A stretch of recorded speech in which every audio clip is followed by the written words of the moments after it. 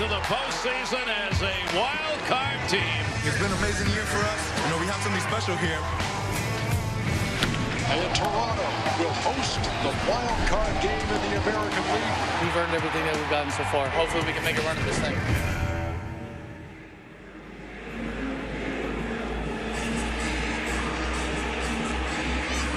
The Toronto Blue Jays fan base. Loyal, large, loud.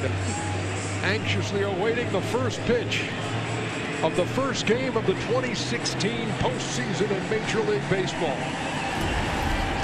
It's the American League wild card game.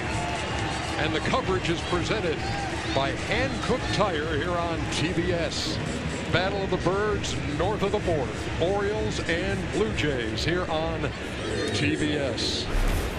Good evening, everybody, and welcome. Ernie Johnson along with Ron Darling. You're going to hear from Cal Ripken Jr. in just a second. Partner, we've done a few of these. Yes. This one and done, this March Madness kind of thing, this Game 7 to start a series, essentially. Man, it is always electric, and it's always going to be a very tough exit for one of these teams. You know, it's the most amazing day as an announcer to look forward to. It almost doesn't seem fair for the players. They have really left it out there, their sweat and tears in the last 2 months for both of these ball clubs to get here. And now it doesn't seem almost fair that one of those guys are going to go home tonight. We didn't know until the last day of the season that these two would meet in this ballpark.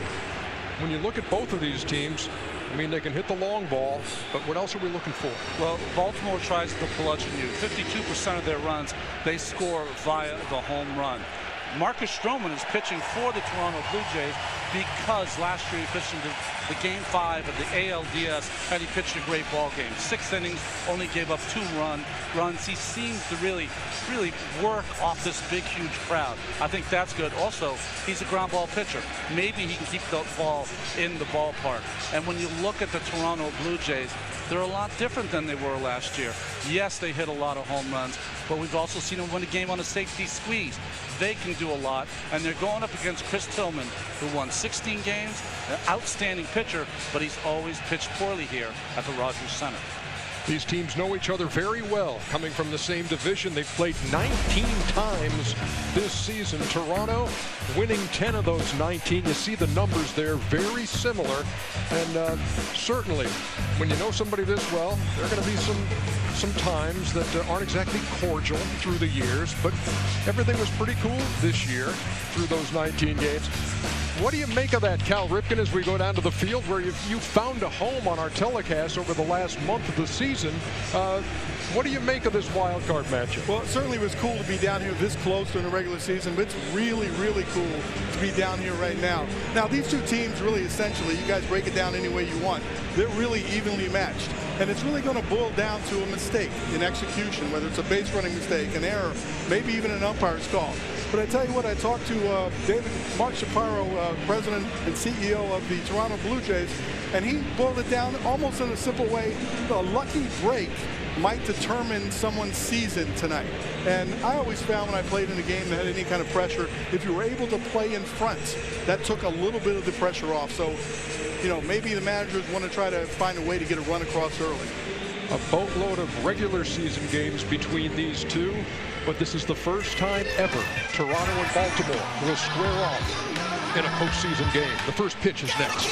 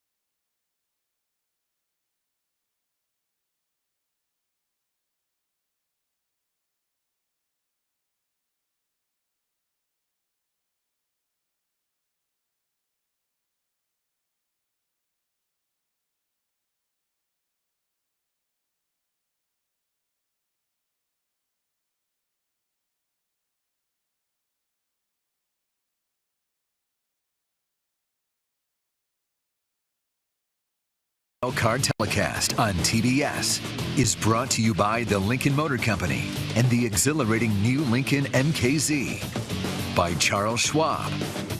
By Hankook Tire. Chase down your passion, never halfway. And by T-Mobile One. Welcome to Unlimited Baseball. Back here in Toronto, the fourth member of our crew is Sam Ryan. Let's check in. Sam? Hey, Ernie. Well, the road team has fared well in the wild card game. 6-2 since 2012. But both sides know the crowd could play a role in this one here tonight. 2013, we're going back to the NL wild card game now. That was played at PNC Park in Pittsburgh between the Pirates and the Reds. The crowd was electric and loud, the atmosphere, and they gave Johnny Cueto, then pitching for the Reds, an earful. He dropped the ball. The very next pitch to Russell Martin, then with the Pirates, he takes it out for a home run. He had 2 home runs on the way to the Pittsburgh win. Blue Jays pitcher Jason Grilli also pitched in that game. He told me the crowd was indeed key and that it felt like you were playing in an envelope. The roof is open here tonight at the Rogers Center, but they are loud, Ernie. Yeah, thank you very much, Sam. In fact, the roof is open for the first time ever in a postseason game in this stadium. This will be the 25th playoff game here at Rogers Center. Tonight's batting order presented by Hankook Tire. Adam Jones leads it off for the Orioles. Hyun-Soo Kim hits second, then Manny Machado, and then in the cleanup spot, the league leader, in fact, the leader of Major League Baseball in home runs, Mark Trumbo is the DH. Then it's Matt Wieters, Chris Davis, Jonathan Scope, the second baseman, the veteran Michael Bourne in right field, and shortstop J.J. Hardy, as they will face Marcus Stroman. He might be little, but he's a little stick of dynamite, is Marcus Stroman. You see his numbers for the year. But the thing about Stroman, I was talking about how he pitched in Game 5 of the ALDS. He's one of those pitchers that pitches with great emotion. And this crowd, I believe, is only going to help him.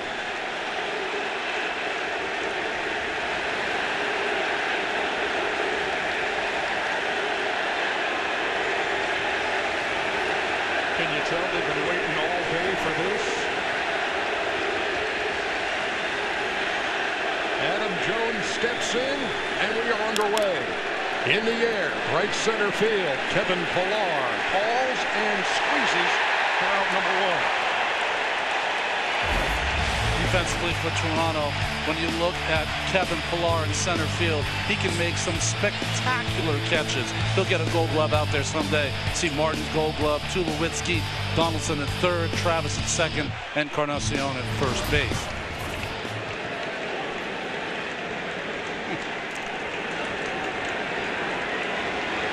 Here's Hyun-Soo Kim.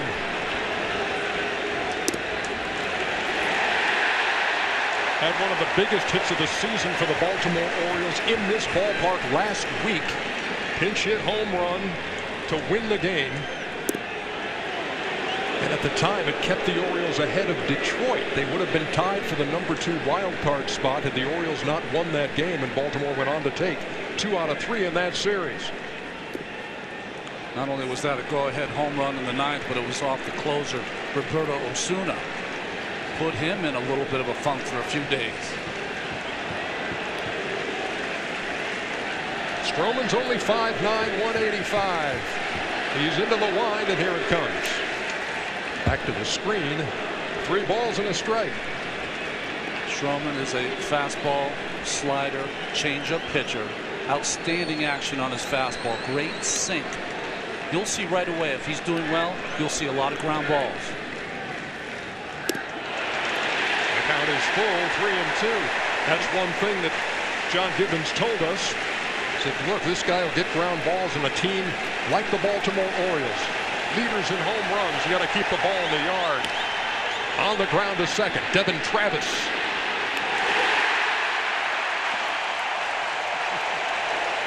Two up and 2 down. Guys, it's really loud down here. I don't know whether I can hear your voice. I'm trying to think, when do I jump into the telecast? But right now, what a wonderful play right here. He rounds the ball, knows he has a little time, throws on the run, made a difficult play look very easy. Here's Manny Machado. You'll notice different look to this Toronto playing surface. In years past, it was dirt just around the bases, around those cutouts. Now they've got the entire clay infield. And there's a strike to Machado. Hey, Ronnie, I love the way Russell Martin gets that low strike. You can see it really well down here on the field. He gets down on one knee and kind of pulls it back up into the low part of the knee. And for a sinker baller, that's a really good skill to have behind the plate. Martin frames pitches as well as any catcher in the game. 1 ball, 1 strike. Outside. Yeah, Martin has a knack for finding himself playing at this time of year too. 11 seasons in the big leagues, and this is the 9th time he's getting to the playoffs. Stroman back into the wind, and that's in the dirt. And again, he falls behind 3-1. A good winning team needs a catcher, and it's not by accident that he's been in the playoffs and been on those winning teams. Russell Martin's 3rd wild card in the last 4 years. In the air, in the infield. Who wants it? Tulowitzki calls off Travis. And it's a 1-2-3 top of the 1st for Marcus Stroman.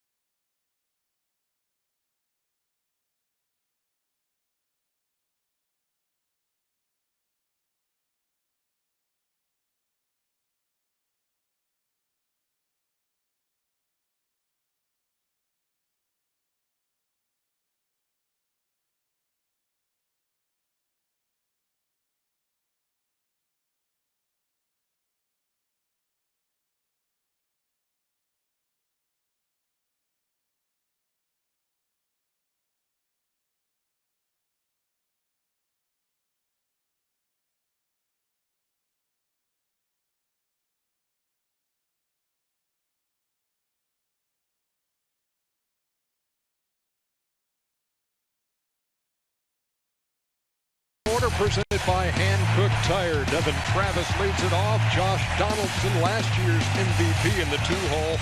Edwin Encarnacion and Jose Bautista. Powerful 3-4 combination. Then Russell Martin, Troy Tulowitzki, Michael Saunders, Kevin Pillar, and Ezekiel Carrera hits 9th.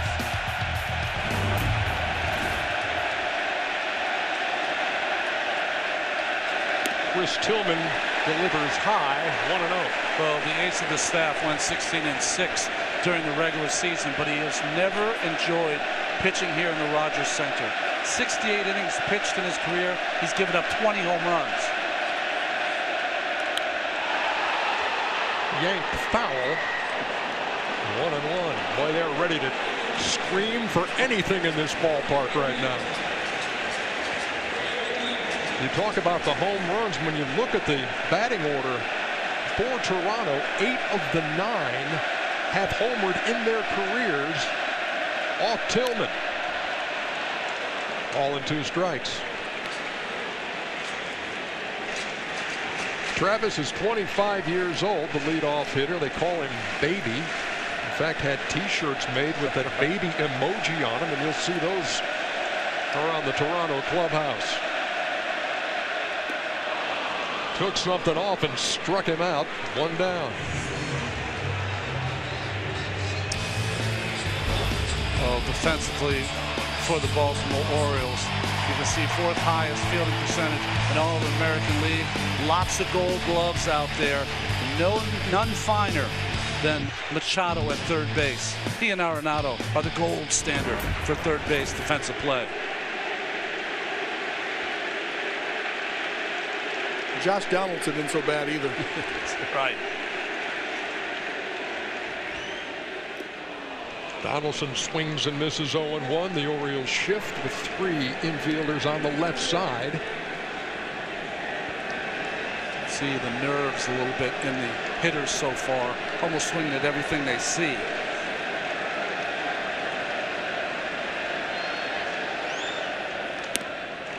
Yeah, the hitters seem to be amped up a little bit more aggressive than normal. You know that shift right there, you look at Chris Davis at first base, he's got to be aware that he can't get too far off of first base because he still needs to get there to be the target for the other 3.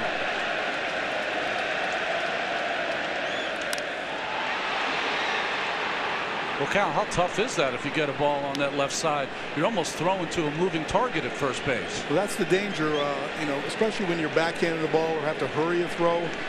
It's one thing when you get a routine ball where you can gather yourself and let him get there, but if you have to throw it right away, you need that first baseman to be a target because you're trying to pick it up at fast motion. And now with the count 1-2, Scope moves back to his normal position. That's wide of first, and Davis with the flip to Tillman and got him.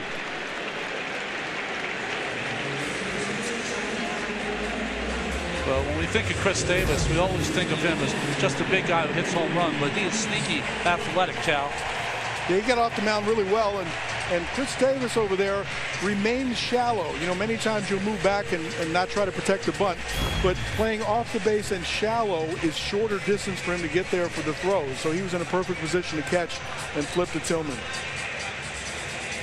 2 down now for Edwin Encarnacion. 42 home runs this year. That was number 5, and tied for the lead in RBIs in the American League at 127. Tied with a guy you may have heard of, Big Poppy.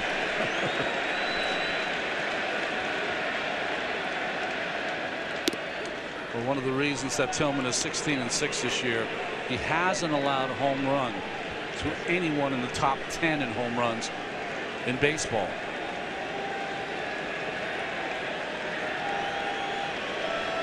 No balls and a strike.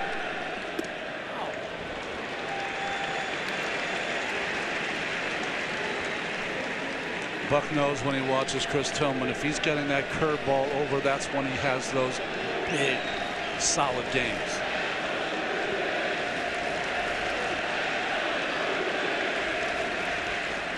Sailing all the way to the screen. Yeah, Ronnie, to build on that point, the reason the curveball is such a valuable pitch for Tillman is it starts at a higher plane. And if he gets that curveball dropping in for a strike, it also sets up his high fastball that he likes to deliver when he wants to strike somebody out.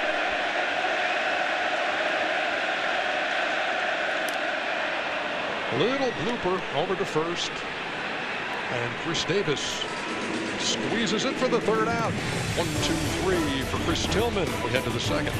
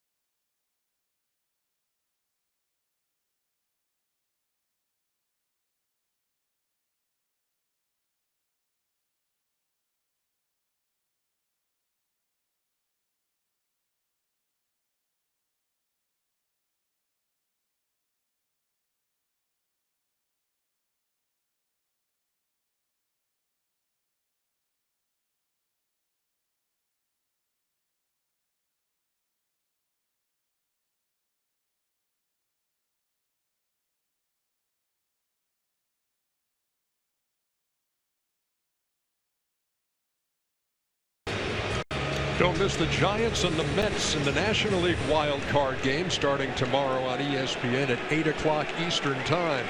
Pretty fair pitching matchup in that one, Ronnie. Yeah, not too bad. Madison Bumgarner against Noah Syndergaard.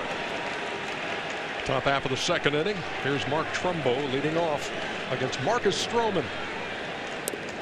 Trumbo led all of baseball with 47 home runs. He knocked in 108. And this is the first time he has appeared in a postseason game.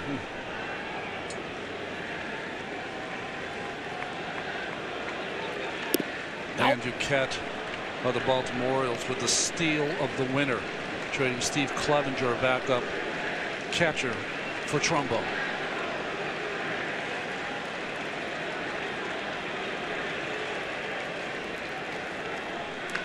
The 2-0 was slapped to short.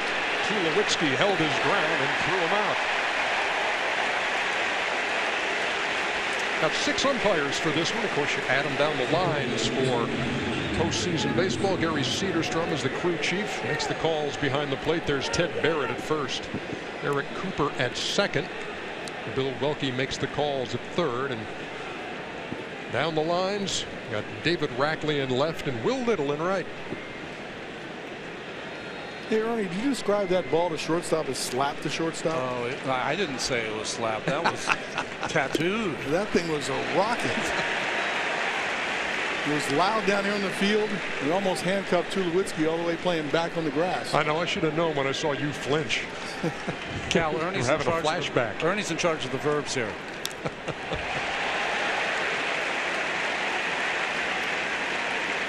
It is cool being down here again. Being this close, because you get that feel of the ball jumping off the bat and you hear the sound. Stroman ahead of Wieters. No balls and 2 strikes. Nibbled at the corner and missed. 1-2. Yeah, that looked like a slap to shortstop to me. He hit it a little bit back. He didn't get it elevated, but he hit it strong.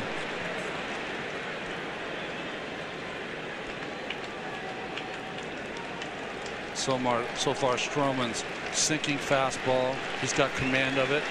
He has yet to get command of that good slider.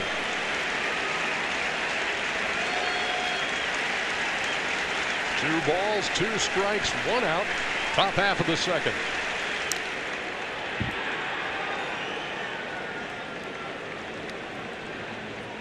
Wieters has had some good at-bats against Stroman here in 2016. 5 for 12 with a couple of home runs. Wieters ended his season with Baltimore on Sunday with a couple of home runs, 1 from each side. In the air, near the line, in left. Carrera over there makes the play.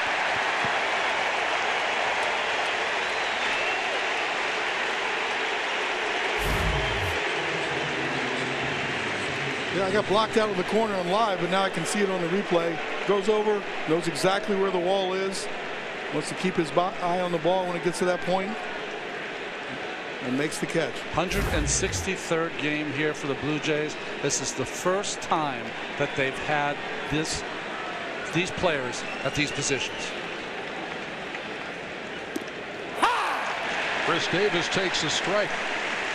For the most part, Chris Davis was the Orioles' cleanup hitter. Buck Showalter hitting him 6th tonight. Something he's done a dozen times this season. You know, you bring up an interesting point. You know, when you go into the playoffs, should you change what you do? Should you keep it the same? Should you try something new at that point? That's always been a battle. I know Joe Torre had a great success managing in the regular season, but he changed to start to expand Mariano Rivera's role in the bullpen. So that managers can do some things, but I often wondered, you know, play with what got you here.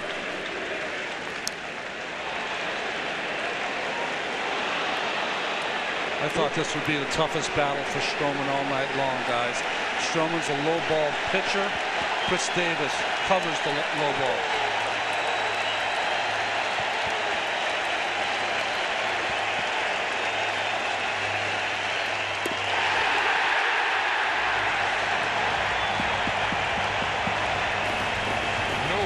needed heading to the bottom of the second.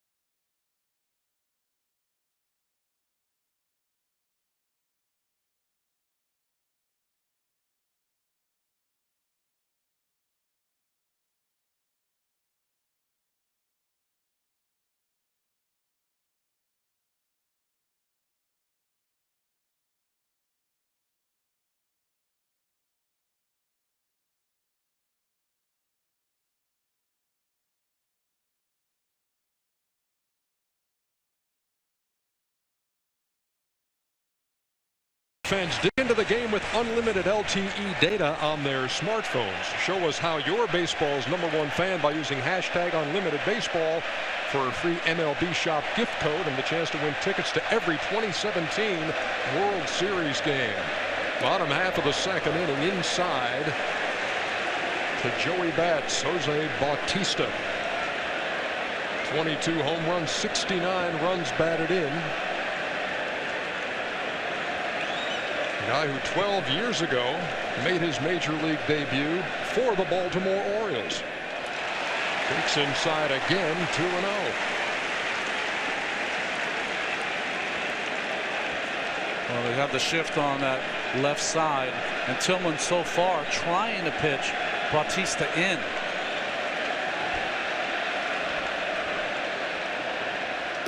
Ball. Went in there again and missed. 3-0.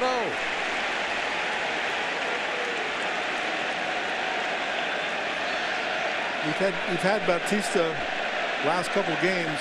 He had a couple 3-0 counts and hadn't swung. Wouldn't surprise me if he turns it loose here. Good call. Luis Rivera, third base coach for the Blue Jays, fielded that in foul territory, and it's 3-1.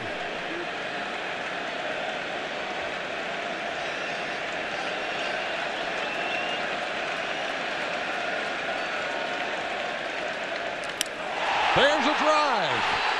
Deep left field, back toward that wall, and it's gone.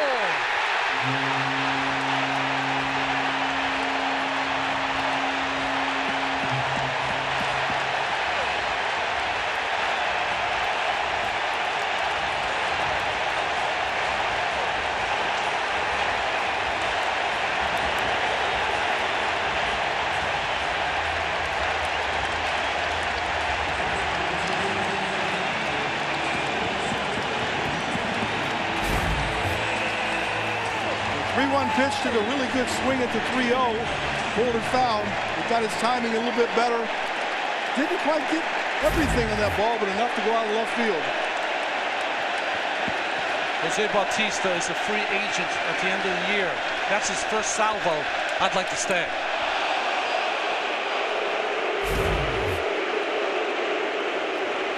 You see that leg kick, gets it up in the air. And he's hit a couple of long home runs. And that one wasn't his longest, but he definitely got enough of it. Great timing. Well, 1-0 to Russell Martin. Breaking pitch over, a ball and a strike. 5 home runs now in 12 postseason games for Bautista. How impressive.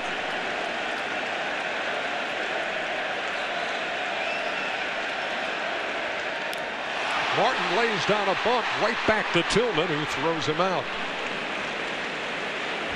Good idea, but not exactly the execution.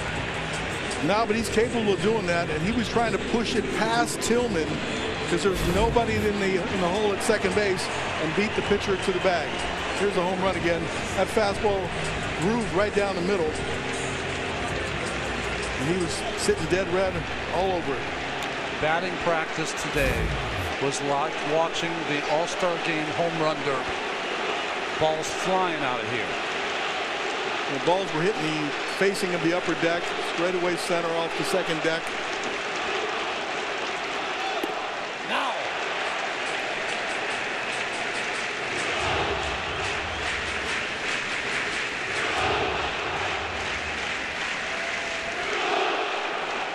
In case you're wondering who's up.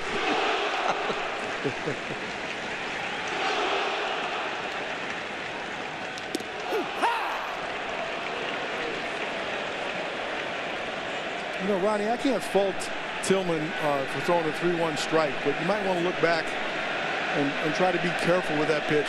That doesn't categorize as a mistake on the 3-1 right down the middle. He's still got to hit the ball at the ballpark.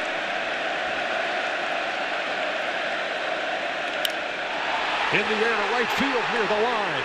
Michael Bourne over in the corner, and he made the catch.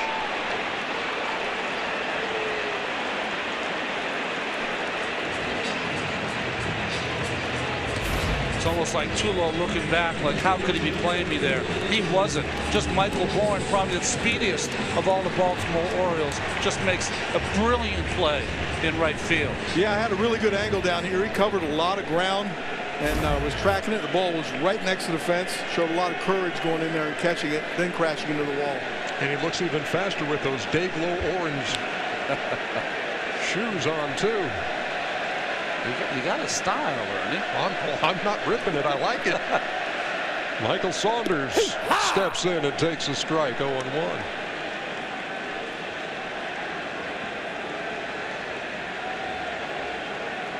Saunders' numbers against Baltimore this year, he's owned them. He's got a couple of home runs in his career off Tillman.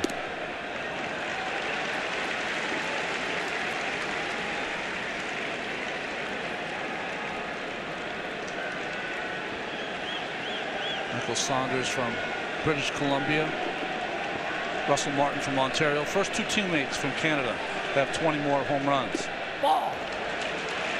Tried to paint the corner and missed. 2-1. Orioles shifting against Saunders as well in scope. Second baseman in shallow right.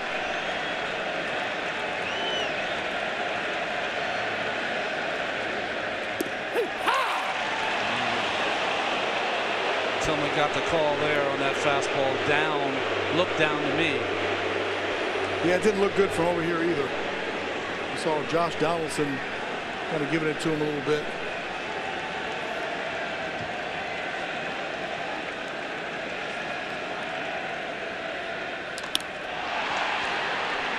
Out of play down the left side, and it stays 2-2. This also the postseason debut for Michael Saunders.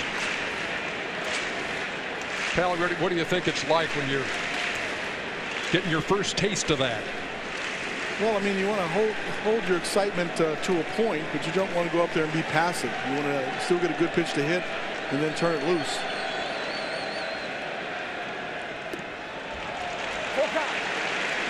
always found the best playoff performers are the ones that don't change a thing. They do exactly what they've been doing all season long.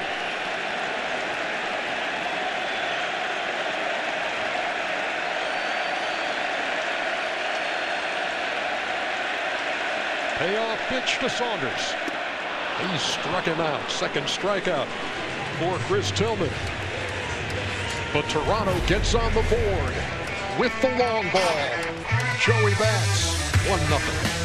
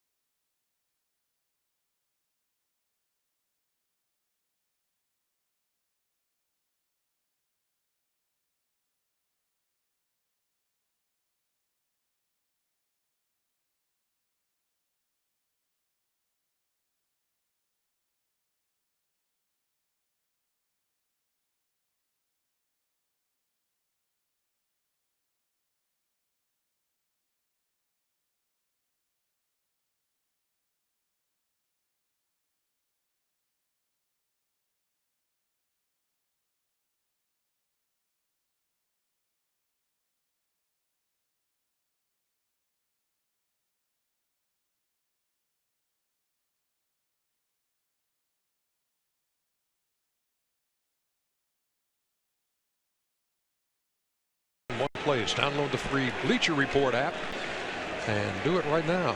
Top half of the third inning. Jonathan Scope leads it off for the Orioles. A tapper over the mound. Travis throws on the run, 1 down.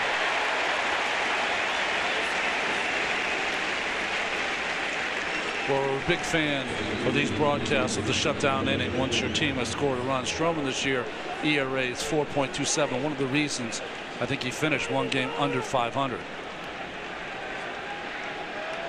So, Ronnie, what does a 1-0 lead do for a pitcher? I know defensively it made me relax a little bit, but you had a little bit margin for error. What's it do for a pitcher? Well, I think, Cal, the most important part is that it allows you when you're 1-0 or 2-0, 2-1 to be aggressive, to throw a strike, to throw a fastball, keep it down in the zone. You can be more aggressive. Quickly ahead of Michael Bourne. 0-2.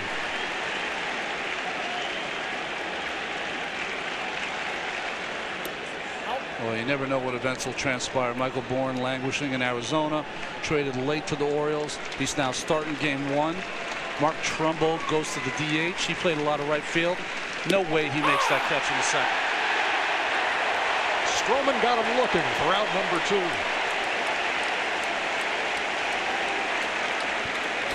Second strikeout for Stroman. The slider I was talking about that he did not have control over the first 2 innings is starting to become a very effective pitch.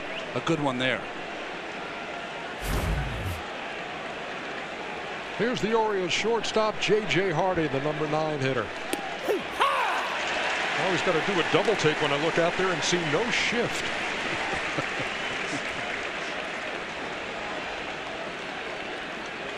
Stroman working quickly. Ran it inside, hit the bat, foul ball. You know, sometimes innings set up a certain way. Scope coming up and swinging at the first pitch and making it out. Almost make Michael Bourne go up there and say, okay, let me be a little bit more passive and take a couple pitches. You don't want to let the pitcher get away with a short inning. And sometimes that takes your aggressiveness if you're the second hitter out of your hands. Marcus Stroman has sailed through the Orioles lineup the first time around.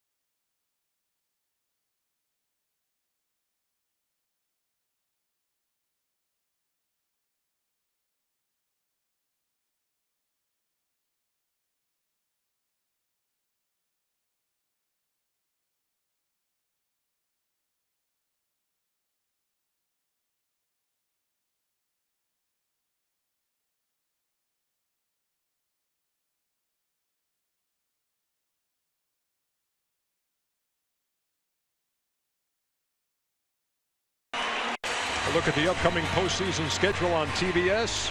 Thursday's coverage begins at 4, Fridays at 12:30, both with MLB postseason pregame on TBS presented by the all-new Chrysler Pacifica. Bottom half of the third inning, Kevin Pillar leads it off and takes a strike from Chris Tillman. There's been one base runner in the game, and he circled the bases. Jose Bautista, solo shot in the second.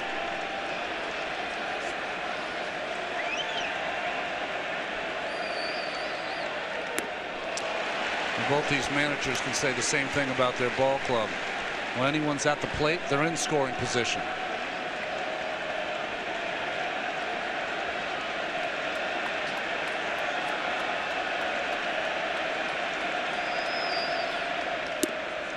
Pillar's a fiery guy, a real competitor, and in fact looks back on an incident a couple of seasons ago when he was called up from the minor leagues, was pinch hit for, had words with John Gibbons, and before you knew it, he was right back in the minor leagues. When he was recalled, he has not returned. He grounds to short and Hardy throws him out. Moments ago, Sam Ryan spoke with Orioles manager Buck Showalter. Buck Marcus is working quickly. What do you need to see from your batters? Hits. No, you try to stay engaged. He's a good pitcher. Everybody this time of year is pretty good, so you have to. There's a lot of baseball to be played, but Chris got himself right back on step after the home run. You always like to see that, and a guy that's really turned into a veteran guy. What do you like from him so far on the mound tonight? Well, Chris is a guy that will throw any pitch anytime in the count, and the command's been good. That's always something you look for, but. He'll give us a chance, and their guys are good too. You having fun? I'm having fun. You have fun? Exactly. Where else would you want to be? And our guys are too. We'll see if we can do something. Okay, thanks a lot, Buck. Thank you. Everybody's having fun. First playoff game of 2016, the AL wildcard game here on TBS. And Ezekiel Carrera, the number 9 hitter, was fooled on that offering from Tillman. You couldn't have two different managers. When we go into John Gibbons' office, he says, "Hey guys, what'd you like to talk about?" When we go into Buck Showalter's office, he starts talking and doesn't stop until we leave.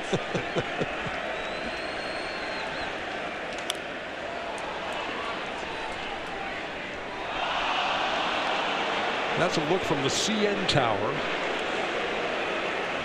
One of the great spots here in Toronto. That's pretty tall. Ball and 2 strikes. Foul tipped into the mitt. And strikeout number 3 for Chris Tillman. And guys, Buck said you're having fun. Our guys are having fun too. But there's an sense of urgency in this game. Everybody's game face is a little bit more serious. It's not the smiles and everybody walking around. Everyone knows the importance of each pitch, and you can tell in their face that they're really concentrating and playing each pitch. Back to the top of the order now for Toronto and Devin Travis, who struck out his first time. Well, that's the problem you have with this wild card game. There's only one team that's going to have fun at the end of the night. Yeah, one team heading to Arlington, Texas for a best-of-5 with the Rangers.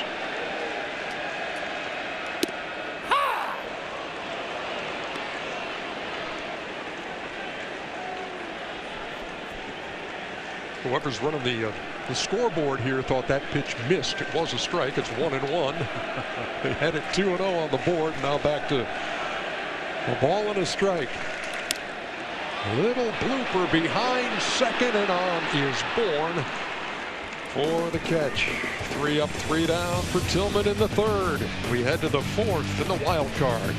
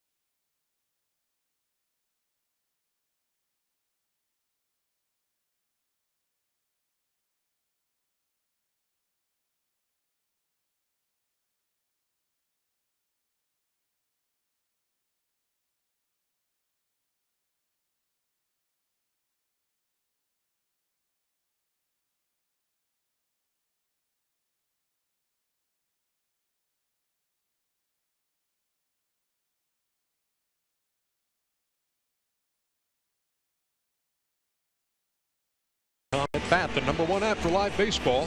It's the only place to get it all. Live radio feeds, video highlights, pitch tracking, StatCast, and much more. Download At Bat today. So Cal, you've been through the order once now. If you're Marcus Stroman, if you're in that Baltimore dugout, what kind of talk has there been heading into this fourth inning about seeing him for the second time around?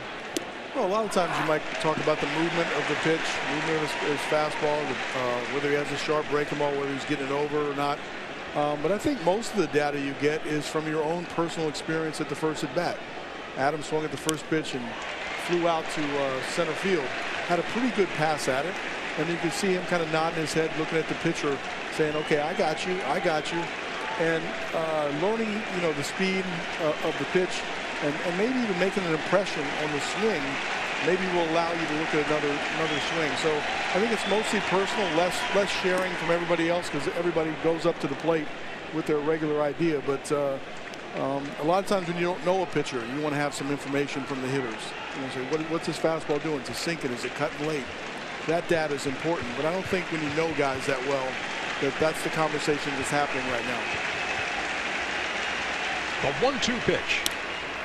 Into right field. He served it out there and picked up the first hit of the night for the Baltimore Orioles. Moments ago, Sam Ryan spoke with Blue Jays manager John Gibbons. John, you said Marcus was the perfect guy to start this game. We saw what he did last October. How much of that do you see tonight? Well, Sam, he looks really good, and I meant that. There's more to it than just always looking at numbers in a one-game showdown, and kind of feeds off the emotion. Tillman's very good too. We got the big home run by Jose right there, but they're both sticking it pretty good. So there's a lot of game left. How much did that home run, the one run, settle everyone down? Well, it helps. You'd like to have been a couple guys on base when he did it, but one thing about Batista too. I mean, he's got that knack for doing some big things at the right time, so who knows how long he's in town, playing in town here. And so I know he definitely wants to go out with a bang anyway. Thanks a lot. Thank you, Sam. Young-Soo Kim at the plate with Adam Jones aboard. Nobody out here in the top half of the fourth.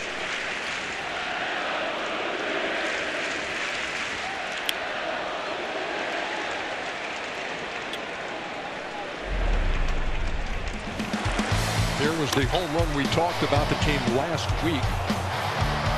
Off Osuna, the Toronto closer, pinch hit home run that won the game on the road for the O's.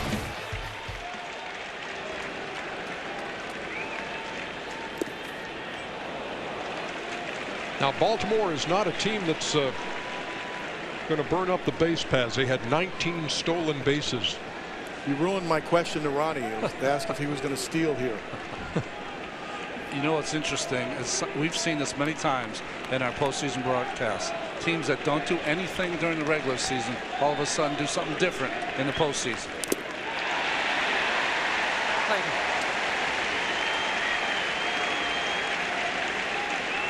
It's hard to do things different in the postseason when you haven't done it in the season. You'll see more bunt attempts and playing for one run, but if you haven't bunted successfully during the season, it's hard to execute in the postseason.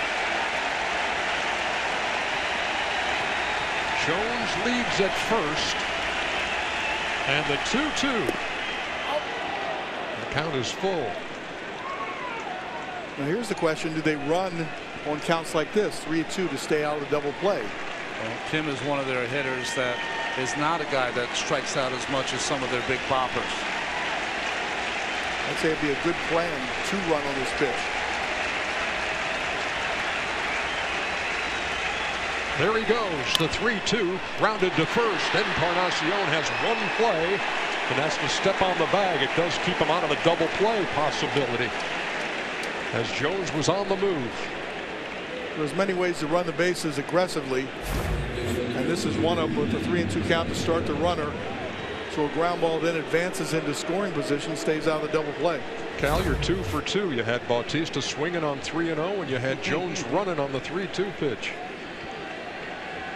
I'm not keeping score, though. Russell Martin, the veteran, out with his young pitcher, trying to instruct him what to do here with maybe one of the best players in baseball. Machado up, and you do have a lead, but you have first base open also. Not that you'd walk him, but you can pitch carefully to Machado. Hey, Ronnie, I'm thinking they forgot to say what sign they were going to use with somebody on second. That happens too.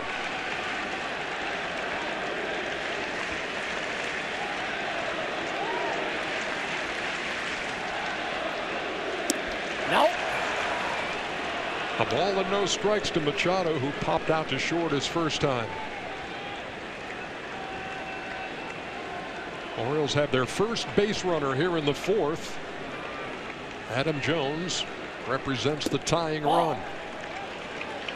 Stroman's difficulties this year is as he's gone through the lineups. Gave up 20 home runs this year.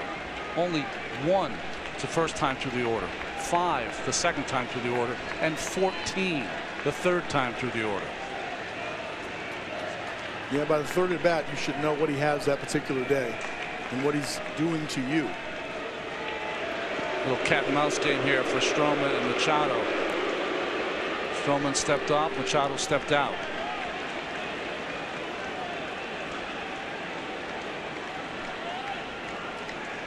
I wonder whether they're a little paranoid about Adam picking up the signs. Troy being in there, he needs to know what the signs are. He needs to know what way to anticipate on each pitch.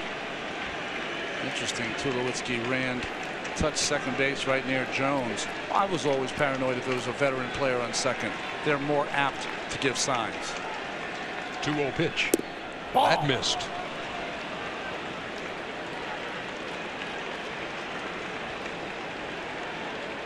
So Stroman, who had it all his way through the first 3, now has the tying run at second, and a 3-0 count to Machado, who is swinging.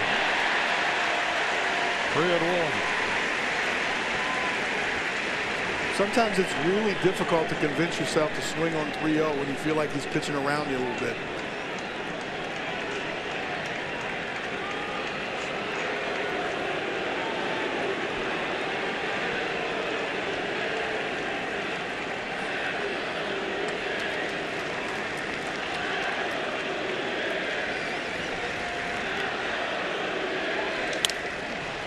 In the air, right center field. Bautista over, Pilar on.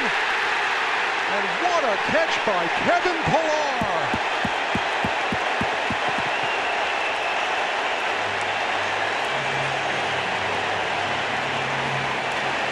Ronnie, you said he's going to win a Gold Glove someday.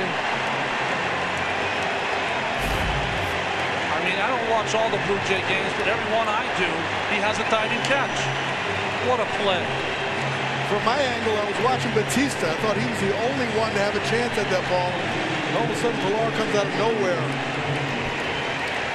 What a catch.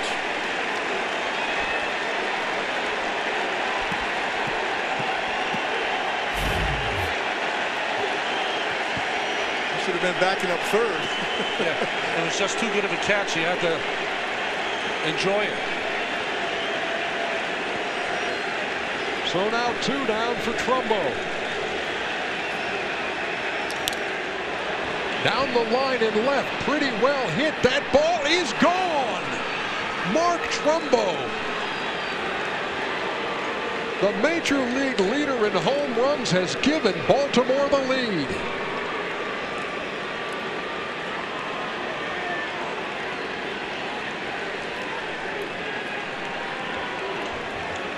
That is Pickles Pub in Baltimore, where we've got the camera, and they are loving it as the Orioles take the lead here in the fourth.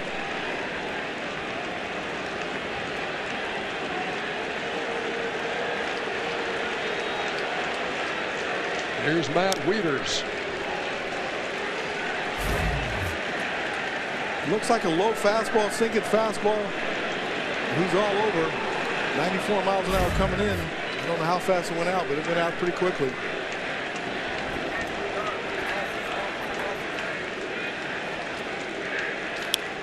Talk about an emotional roller coaster in this inning. This place is going nuts as Pilar makes the diving catch in the gap in right center field. They're an out away from getting out of it. And Trumbo turns on one to give the Orioles the lead.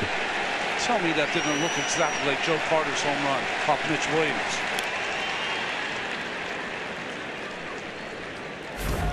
Down pitch and a bullet.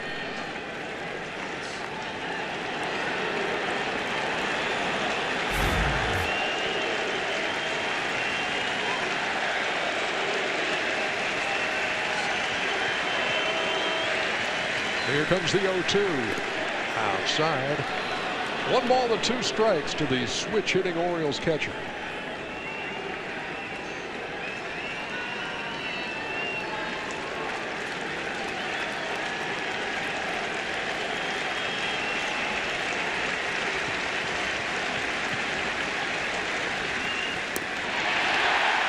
And he got him. But not before the Orioles get to Stroman. Mark Trumbo got one he liked and put it over the wall and left. And the Orioles lead it 2-1.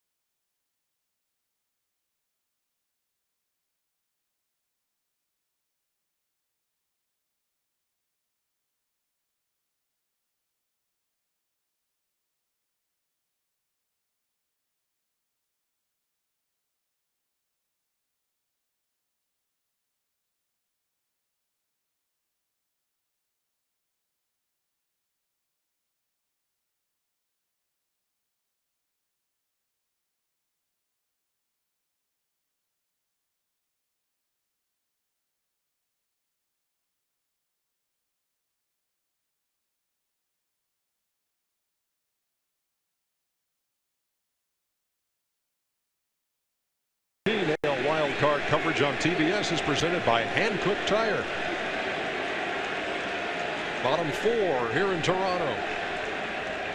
Josh Donaldson swings at the first pitch. It's over near the line and right. Will it stay in play? Yes. And boy, Michael Bourne still got good speed and came a long way to make that play. Amazing the little things in a game. Bourne with all that speed. It's Mark Trumbo. This ball falls foul. But now with Bourne, Gold Glove center fielder in his best days, now playing right. He's made 2 great plays out there. One in the corner, and that one after a long run. Now here's Encarnacion.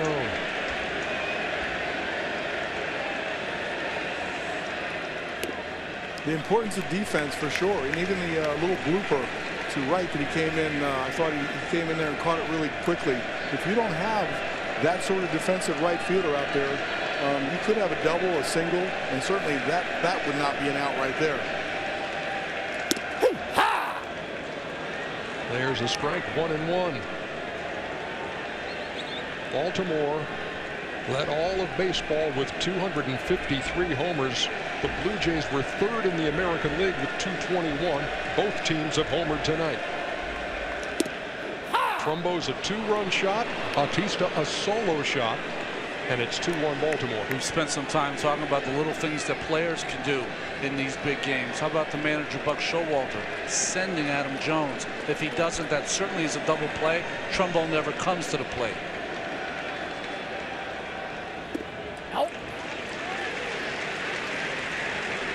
There he is, 3-time manager of the year, and each of those 10 years apart with different teams.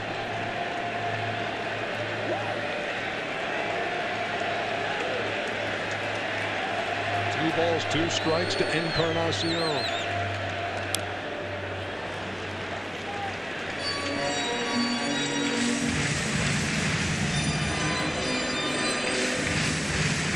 Ronnie, it seems like Tillman's got his little slider and his curveball working. Many times you only have one of those breaking balls, but he's actually throwing both of those pretty effectively right now.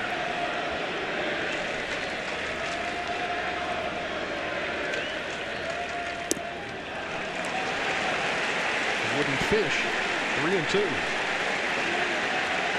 Well, like his manager said, that's one of the strengths of Tillman, is that he has 4 pitches. He will throw any of the 4 on any count. No chances of fastball in this count, is there? No. Huge cut, came up empty. 2 down. 4th strikeout for Chris Tillman. Let's take a look at StatCast, powered by Amazon Web Services. The exit velocity a shade over 100 on the Bautista home run, which came in the top half of the 2nd.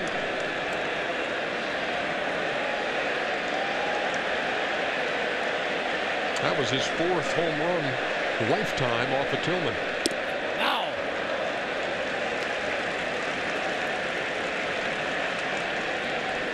It's a home run on the 3-0 pitch. Starts him off with a slider. Just got to be thinking one of the breaking balls here in 1-0.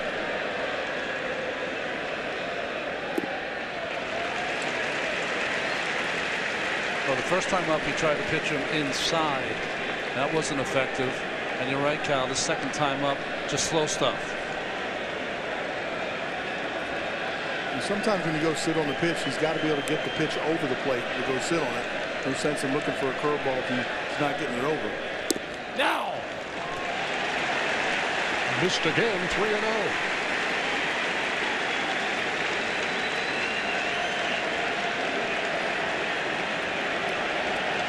I can't see him giving in this count here.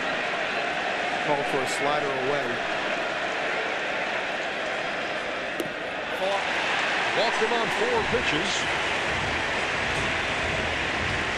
So the Blue Jays have a runner on with 2 down here in the 4th. The Blue Jays, if they go deep into the postseason, they only will if Russell Martin hits. And he's going to have to hit with some pop, because if he doesn't, they're not going to pitch to Bautista.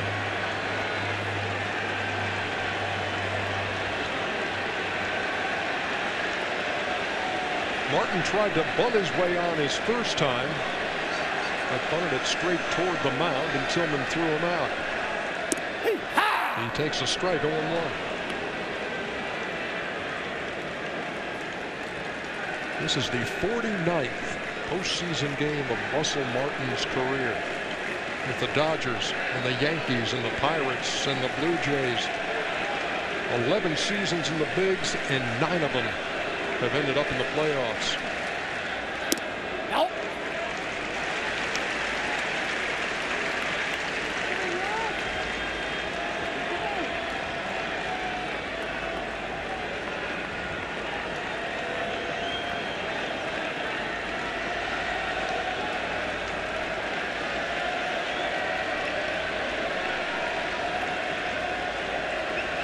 A 1-1. Now. strike. And there you see it. Russell Martin, a mainstay in the postseason. And he knows what this wild card game is all about, too. Yeah, he does.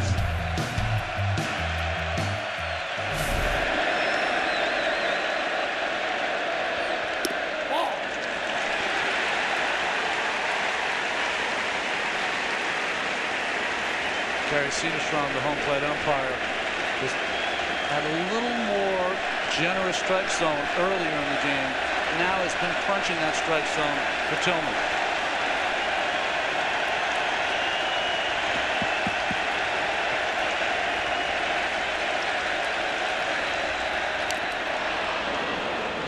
Three balls and 2 strikes to Russell Martin. Straight change, Ronnie. It looked like he took a little bit off. I don't know if it was a straight change, but it wasn't his good fastball. 83 miles an hour. I couldn't see the sign, and I was watching the hitter down here. Looked like he was way out in front. Definitely took something off. Change of speed of some sort. He threw the 3-2 breaking ball to Encarnacion. Does he go back to it? No, back to the change.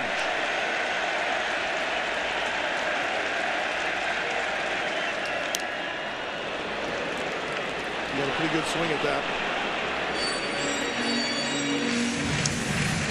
Bautista, who was running on the 3-2 pitch, retreats. And his former college teammate, Russell Martin, digs in again at the plate. They were at Chipola College in the Florida Panhandle.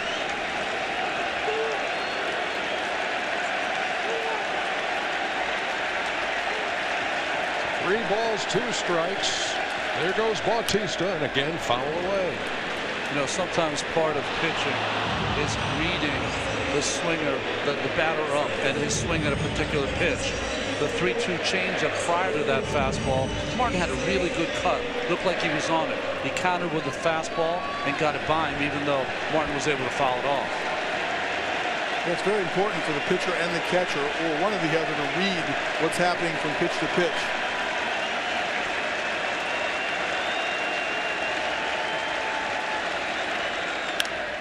The 3-2 hit to second. Scope has a lot of time and throws out Martin for the 3rd out. 4 innings in the books in the AL wildcard game.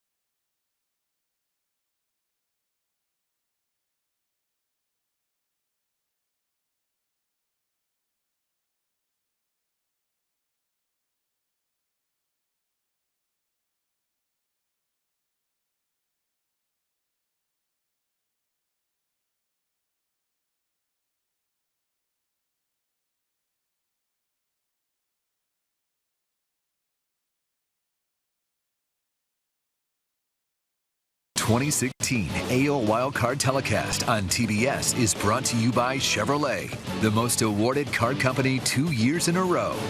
And join the over 1 million small business customers who prevail with the Hartford. Chris Davis leads it off in the top half of the 5th and takes up and in from Marcus Stroman. Stroman has 4 strikeouts, one of them Davis, who taps this one foul up toward first and into the hands of Wayne Kirby.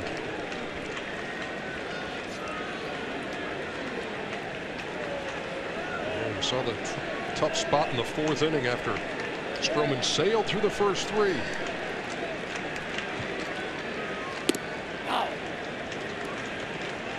If there's an Achilles heel for Chris Davis, it's the ball up in the strike zone. He likes it down, but that is not a strength for Stroman.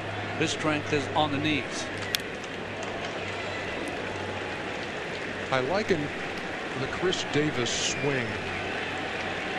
His baseball swing, if he were on the pro golf tour, would be Ernie Els-like. Gets maximum power out of a very easy hack. You see a lot of different approaches at the plate as he takes a called 3rd strike for out number 1. You see guys like Beltre go to a knee and swing like that.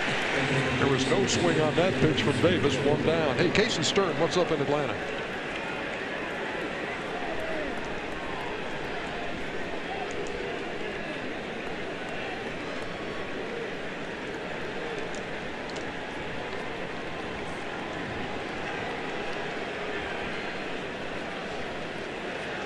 All right, thank you, Case. Here's Jonathan Scope. Jonathan's the best power hitting second baseman that no one knows about. I was going to say I guess he's still under the radar to an extent, but that he's getting on more and more screens as he rifles that to short. And look at Tulowitzki. My goodness, what a play.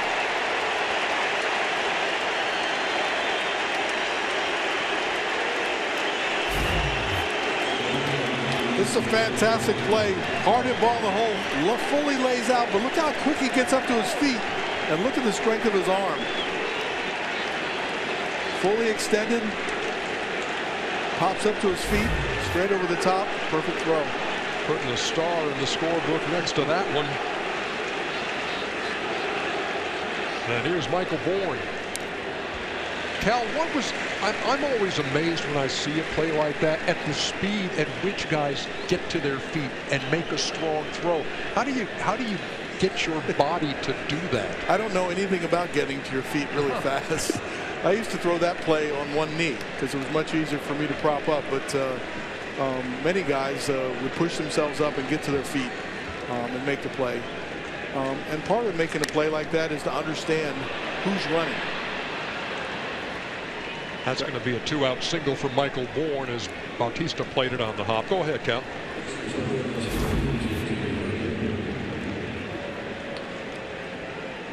I mean, as emotional a pitcher as you'll see in all of baseball is Marcus Stroman. Seems like he lives and dies on every play. I know the Blue Jays haven't fielded well from an error standpoint in the month of September, but they have some guys that can really play defensively. Michael Bourne is a threat to steal for the Baltimore Orioles. Number 9 man J.J. Hardy at the plate.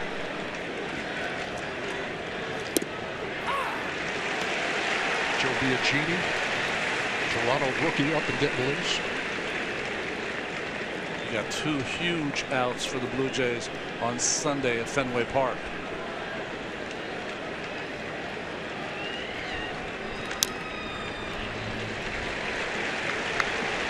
I remember Earl Weaver, my first manager, wasn't really crazy about making outs on the bases. And in order to steal, he'd have to have a high percentage, like 80% or more. But talking to Buck Showalter, he said, you can't forget who you are. We score runs by swinging the bat, and they don't like making outs on the bases. Just did get a piece. Bourne still has good wheels, and he stole a couple of bags when he came over to the Orioles, but he led the National League 3 years running in stolen bases from 9 to 11. I'd say this is a good chance to take right here. We're up 1 run in the ball game, 0-2. Hitters that are very defensive. J.J. Hardy's defensive right now. There he goes. Pitch in the dirt. No throw. You know, the other thing, Cal, about that is many times for Stroman on an 0-2 pitch, you're usually going to see the breaking ball.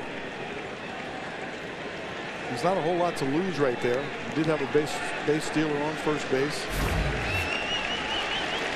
If you get thrown out, J.J. Hardy starts the next inning off with a new count. And now you're in scoring position. Number 2 out again here for Stroman. He had a great play by Pilar in the last inning. That didn't help. He had a great play by Tulowitzki in this inning. Hardy waiting on a 1-2. Wow. Russell Martin showing off his shortstop skills.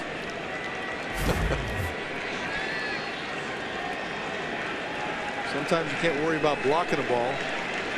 That was so far out in front, he decided to snatch it, catch it like a backhanded shortstop. Michael Bourne edges away from second. Hardy takes ball 3. Well, that was clearly low from the side over here, but it looked pretty decent the way Russell presented the ball. What a great at-bat by J.J. Hardy.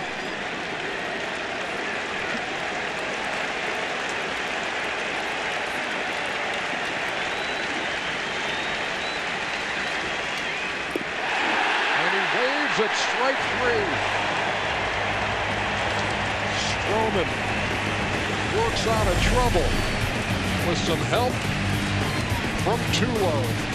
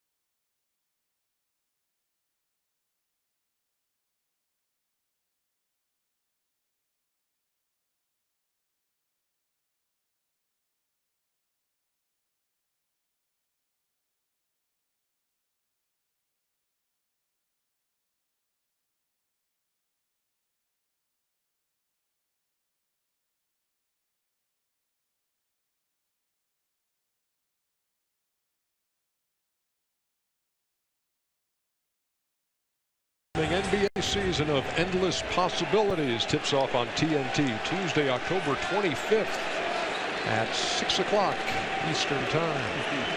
The guy who made that big-time defensive play In the top of the 5th, leads off the bottom of the 5th for the Blue Jays. Tulowitzki takes a strike, 0-1. Well, we mentioned a little bit of bad blood between these two teams. On July 31st, Tulowitzki hit a home run off Tillman. His next time up, Tillman hit him in the hand. Tulowitzki wasn't too happy about it. No.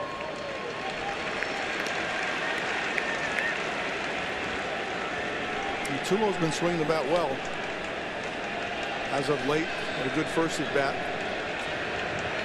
He hit a ball right into the corner that Michael Bourne chased down. Made a great play on his first time. Nope.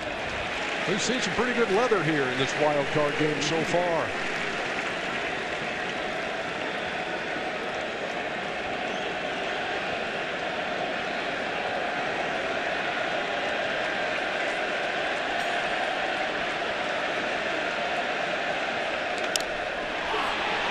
In the air to left. Kim settles under it. 1 down.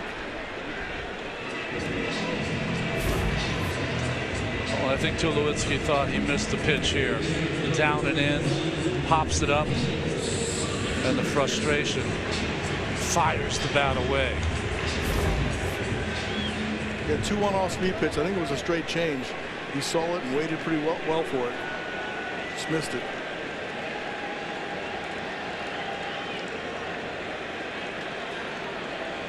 And that brings up Michael Saunders.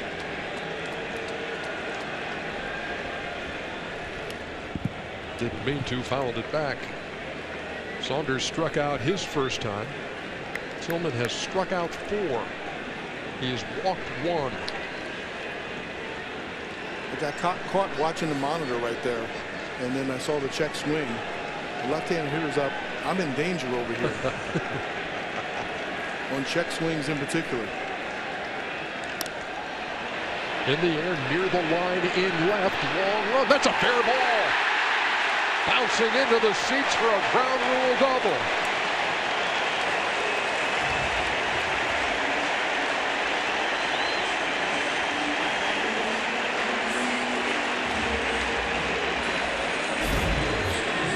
This is one way to stay on a curveball. You stay on it so long, you hit it the other way. Drives a slow curveball right down the left field line. Bounces in for a ground rule double. Jim had him shaded way toward right field and ran out from under his hat over there. So now the tying run at second. 1 down. In the 5th, here's Kevin Pillar.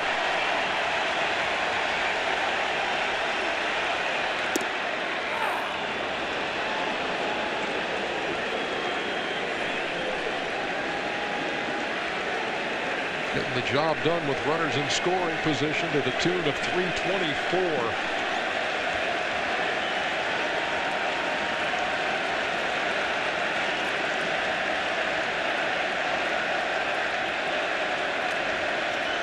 Well, really, that's the reason Toronto Blue Jays weren't as powerful an offensive team this year.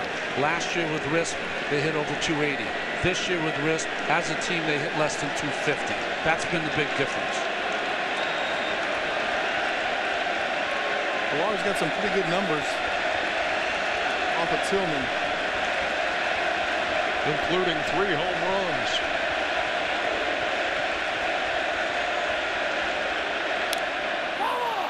Fouled at the plate. 1-2.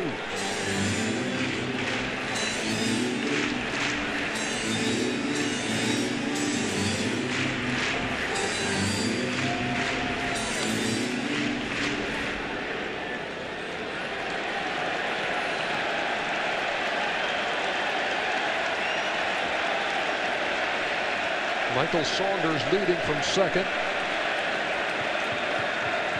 He has Toronto's 2nd hit of the night and represents the tying run. Pillar waiting on a 1-2 to right field. Bourne on the move. Can he get there? It's off his glove. Saunders is around third, but he's being held up. They're at 2nd and 3rd.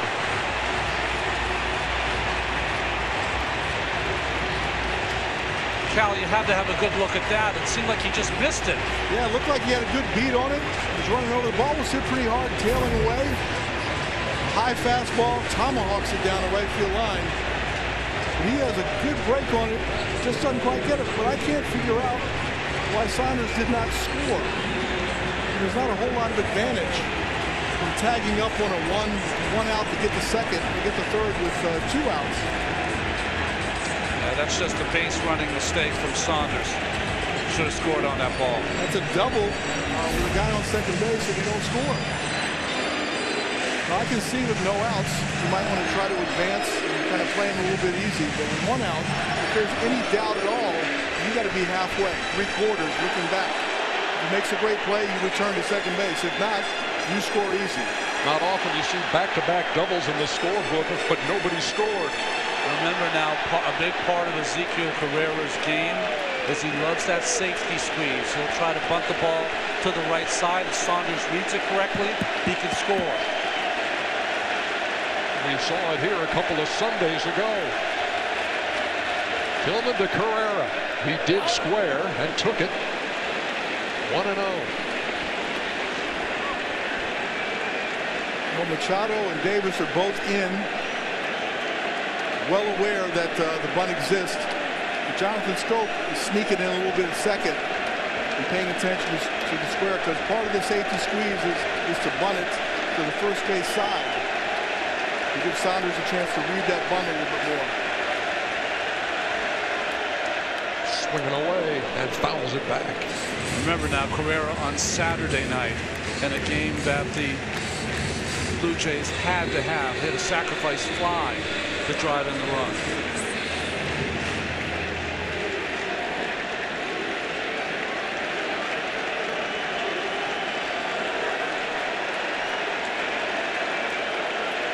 Tying run 90 feet away. Go ahead run at second. Carrera line drive center field. That's a base hit. The game is tied, and they will hold up Kevin Pillar at third. 2-2, runners on the corners.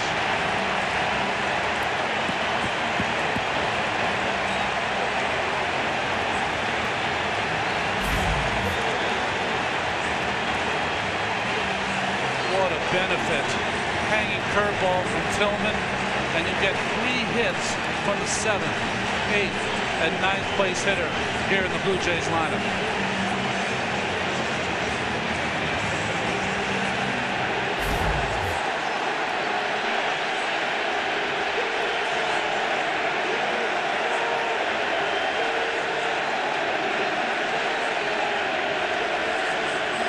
With 1 out in the 5th inning, the night is over for Chris Tillman.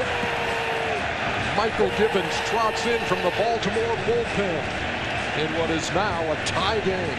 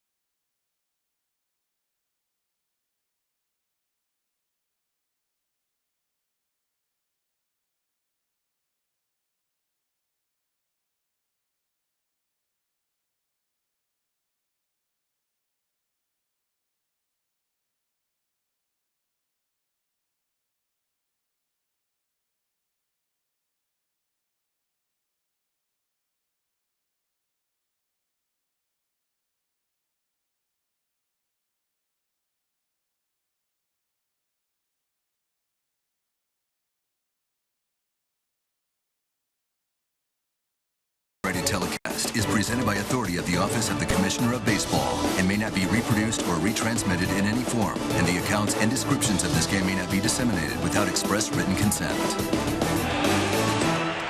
Well, Michael Gibbons will make his postseason debut here in Toronto in what is now a tie game, and he comes on with runners on the corners and one out. What a year this young man has had. Started out his career as a shortstop in the Orioles organization until they made him to a pitcher. Top of the Toronto order, Devin Travis steps in. Swings at the first pitch and grounds it to third. There's one. There is two. One pitch and a huge double play induced by Michael Gibbons.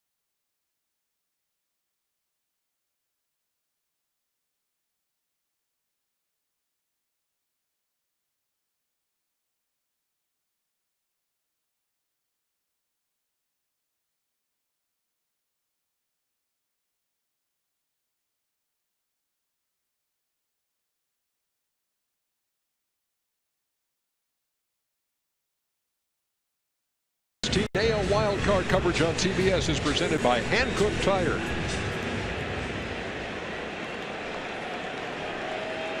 Chris Tillman went 4 1/3. Michael Gibbons came on through one pitch. Had a double play ball to keep the game tied. Top of the 6th, zipping right along here in Toronto, and Adam Jones leads it off. You know, on this second and third situation right here, base at the center field, if you look at the cutoff here from this angle, Baltimore has Manny Machado and Chris Davis as the cutoff guys, and it didn't come back to hurt them at all, but Manny clearly was in the wrong spot. Then he turns around and makes a great play to start a double play, a big double play to get him out of it. You see the regular season, Adam Jones has established himself as one of the best center fielders in the game. He has not had that singular postseason that he's been looking for, though.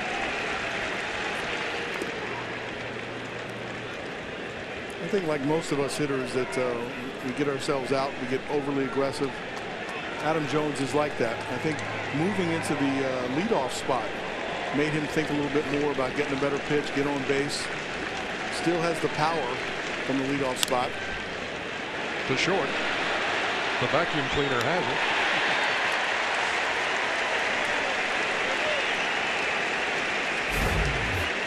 Here's that one pitch from Michael Gibbons. And Manny goes to his left. Makes a nice quick throw. This gets good all the way around. Good strong turn, and Davis picking it out of the dirt. Preserve the tie.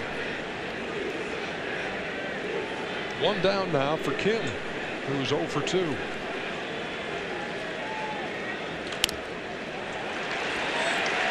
Devin Travis throws him out. Quickly 2 down here in the 6th. Last year in Game 5 of the ALDS, 6 strong innings from Stroman. Only gave up 2 runs. He's an out from doing that again.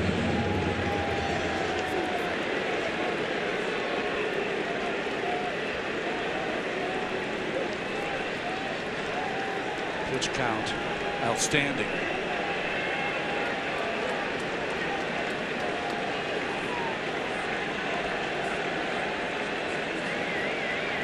There's Manny Machado, who's 0 for 2 in his last trip. He was robbed by Kevin Pillar with a diving catch in right center field.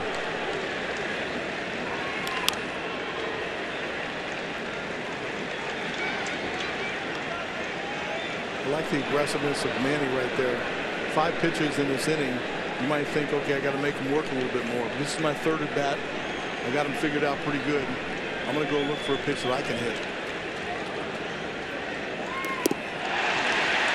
0-2.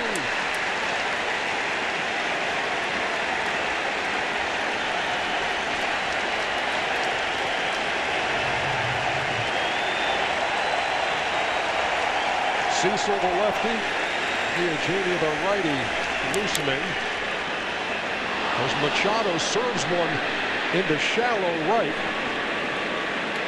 and he'll reach with 2 out.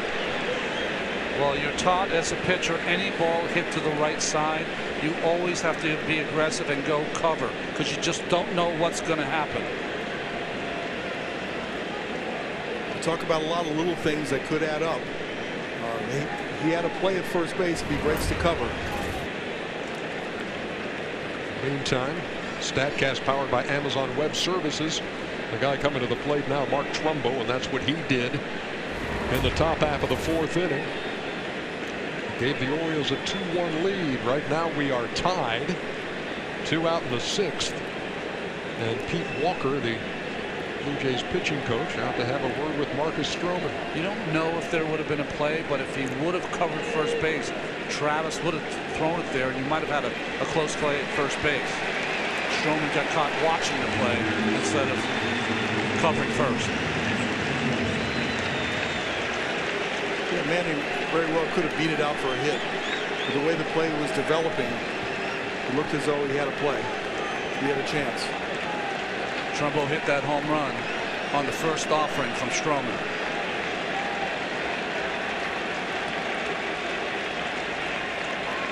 First pitch swinging again. One hopper to second.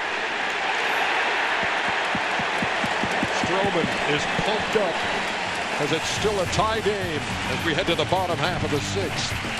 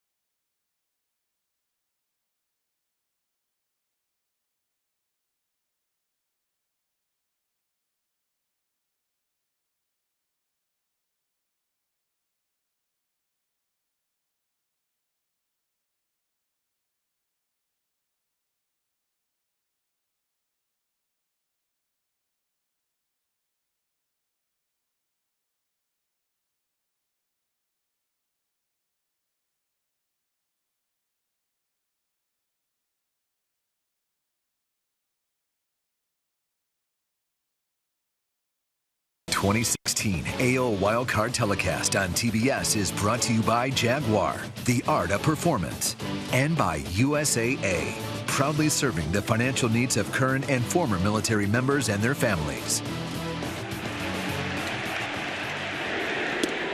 Well, here's a half inning that will test the mettle and the character of any relief pitcher. Michael Gibbons facing Josh Donaldson, Edwin Encarnacion, and Jose Bautista in a tie game. Donaldson swings and misses. Those trio of hitters against Gibbons, 0 for 15 lifetime. All of those, obviously, regular season as he makes his postseason debut. Stakes a little higher.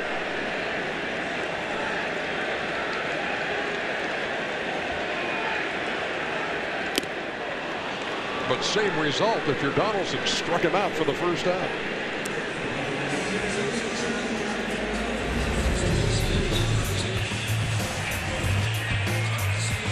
Tonight's Playmakers presented by the all-new Chrysler Pacifica. You see the numbers on Edwin Encarnacion. Over the last 5 seasons, a powerhouse.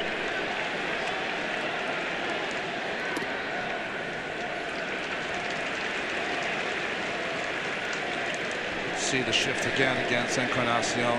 Gibbons is an unorthodox pitcher. Kind of slings it up there from the side with that good sinking fastball and slider. It looks a little like he's short on the ball. The ball just explodes out of his hand with some movement. 2 pretty good sliders the last 2 pitches. He must have abused some first basemen when he was a shortstop.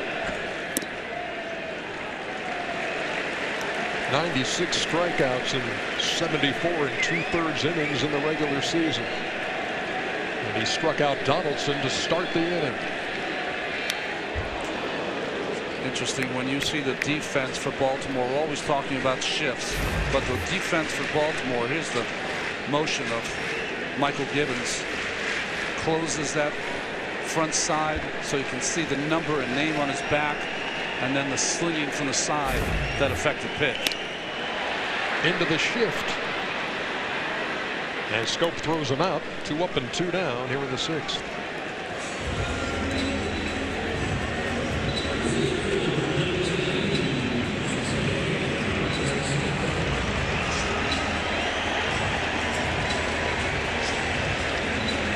Open lines of communication with the Baltimore bullpen.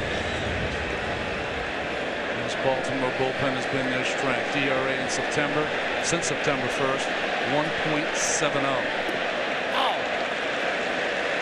Here's Bautista, who opened the scoring in the 2nd inning with a solo home run.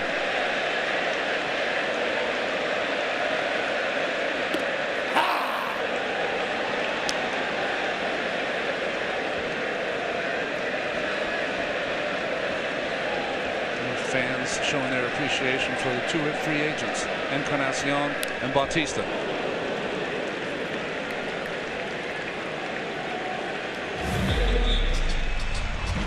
Here it was in the bottom half of the 2nd inning. Bautista leading off that frame and taking Chris Tillman deep.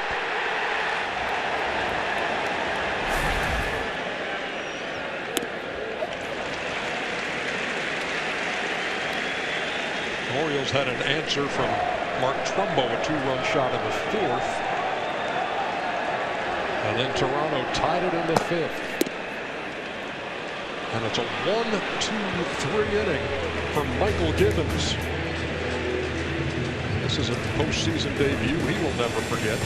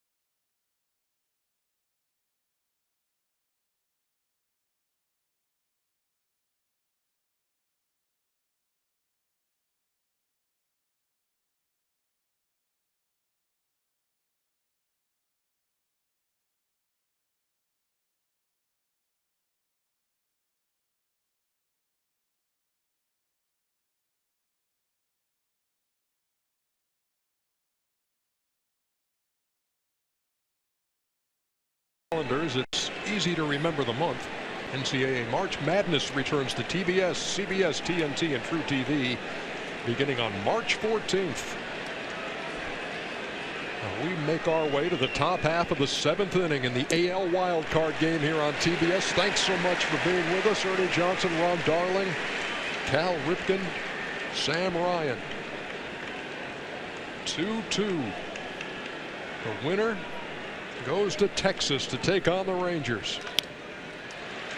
I personally would have stayed with Stroman to see if we get one more inning out of him. John Gibbons obviously disagreed. Brings in Brett Cecil. DeMatha High School, University of Maryland, here against the Baltimore Orioles. They turn Matt Wieters around to the right-hand side. And then lefty on lefty with Davis. Up toward third. Bare hand Donaldson. Great pick by Encarnacion. One down.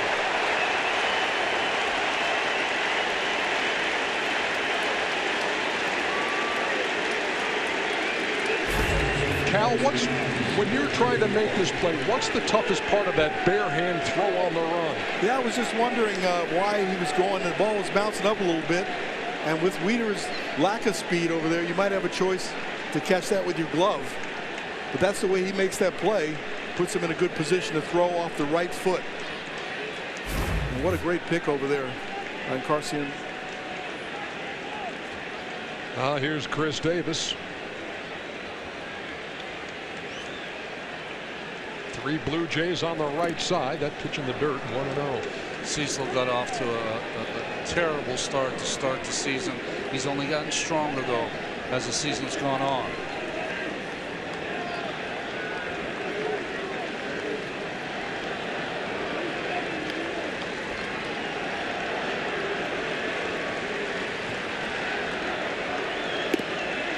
Breaking pitch over. Ball and a strike.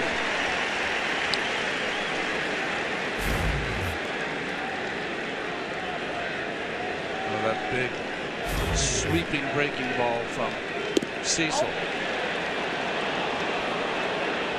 And as the story goes with Cecil, when he was a kid, wanted to give him a baseball glove for his birthday. His aunt did, and got one that he had to put on the right hand. He was actually a right-handed thrower, but since the glove went on the right hand, he started throwing lefty. 2 balls and 2 strikes against the dangerous Chris Davis. Count full. Look out. You know, we said in the last inning that Baltimore's bullpen's ERA at 1.70 since September 1st. Toronto's 4.60. In a tie game after 6 innings, you think the advantage is Showalter and the Orioles. In the dirt, he walks him with 1 out, and that brings up Jonathan Scope. Take a look at the art of performance presented by Jaguar.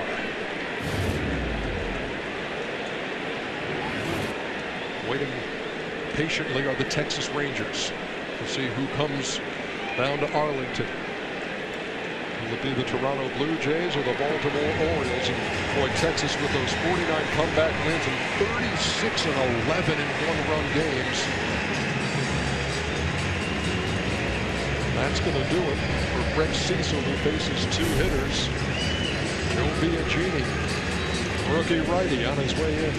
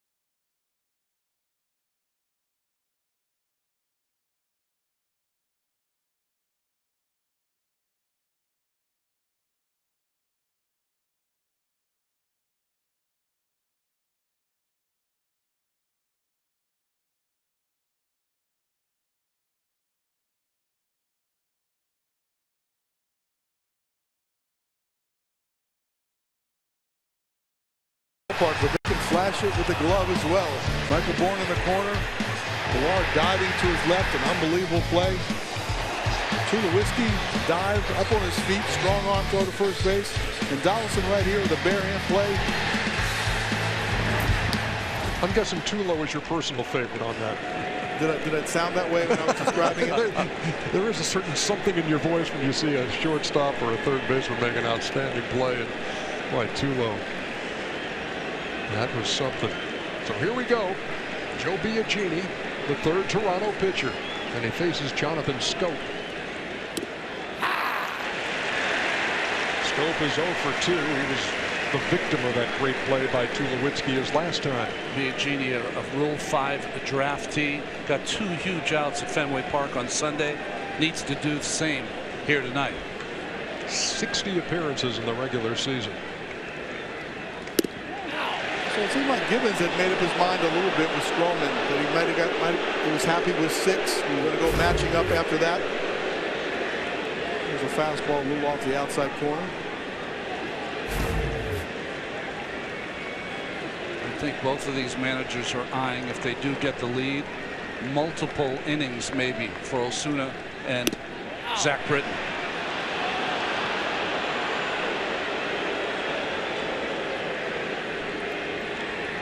Closers aren't used to pitching in tie games or multiple innings for that matter.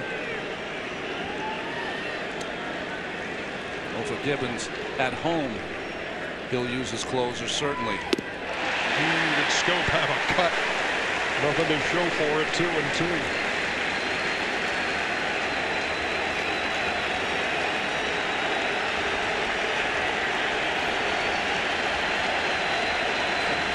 Biagini trying to spit, nothing coming out.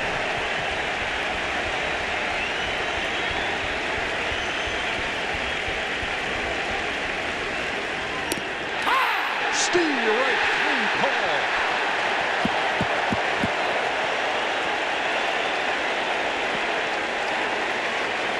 There was a fastball earlier in the count that Biagini did not get the call, and then with the framing of Russell Martin, gets this one from Gary Cederstrom. Scope saying no. That's the battle always between the pitcher hitter. It's 95 paint. The will come back to the outside corner. Here's Michael Bourne.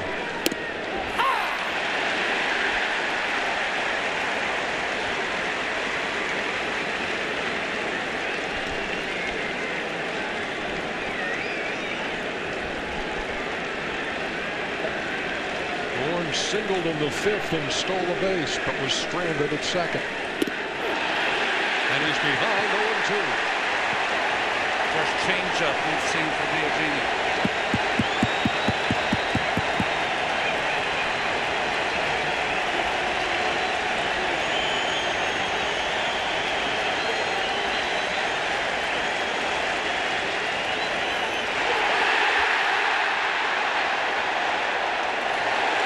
Completes the strikeout with the throw to first.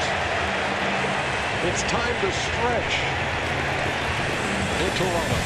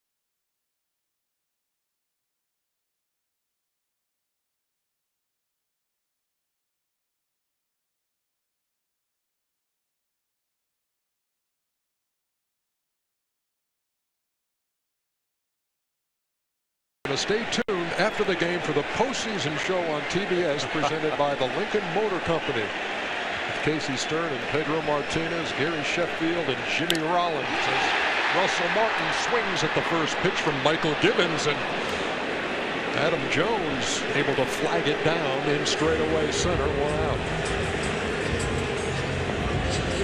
He was all over that 94.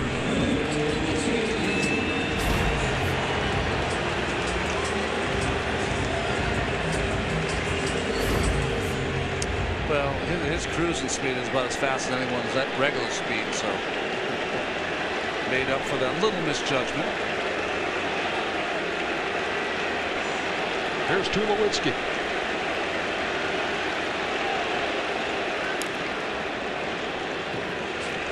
Pretty impressive by Michael Gibbons out there, huh, Cal?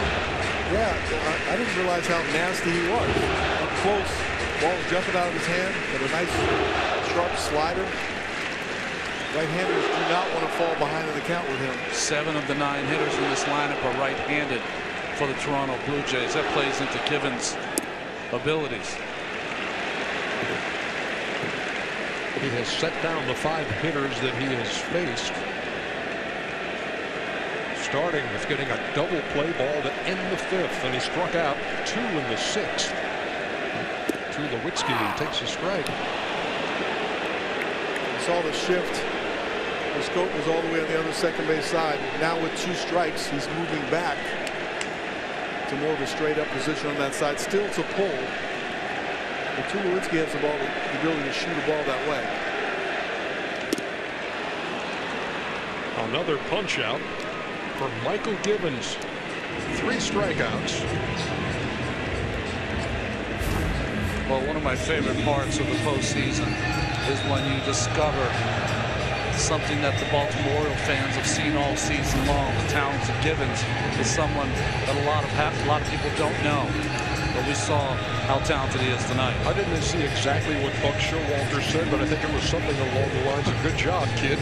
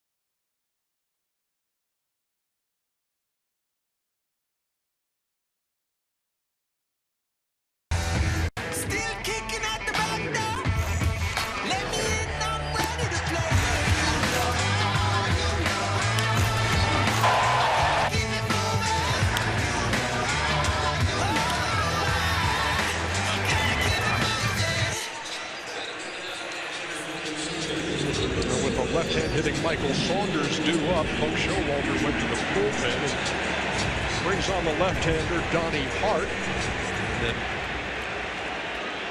Toronto counters with Melvin Upton, a pinch hit for Saunders with 2 out here in the 7th. Hart, another one of those guys with a little unconventional delivery. slings it from the side, but he's been awfully good since brought up, making his first appearance in July. Melvin Upton Jr. salvaged his career in San Diego this year until being traded over here to the Toronto.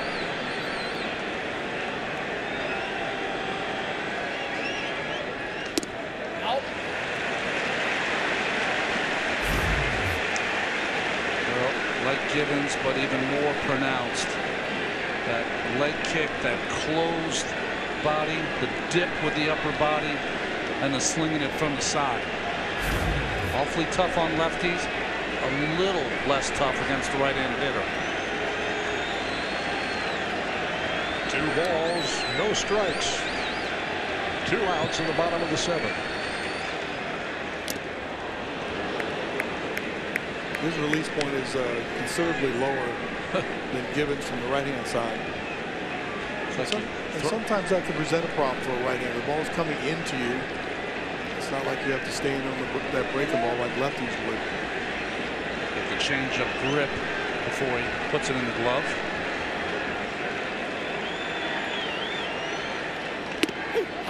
Two balls and 2 strikes. Upton took it but didn't like it. These are the unknowns. You just don't know how a young pitcher who had a couple stints with a glove is going to react in a game of this magnitude. 2-2 count for Hart.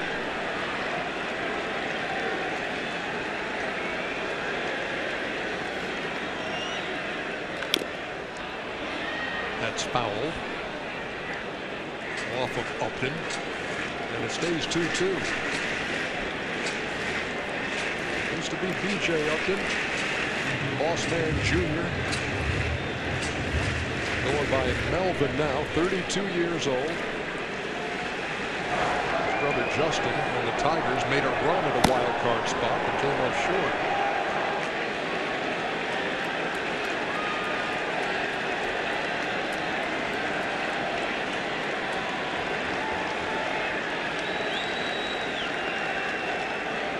Trying to crowd him with this fastball in. Almost hit him 3-2. Well, Hart appeared in 22 games in the regular season, covering 18 in the 3rd innings. He didn't walk the first hitter once. Don't forget that Melvin's got some pop.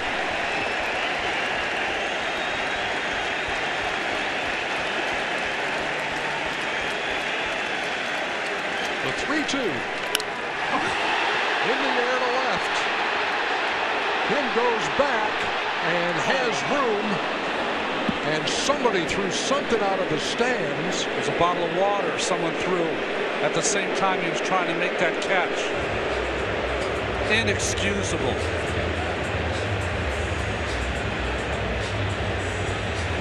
The side is retired. The conversation is about to commence. We'll be back.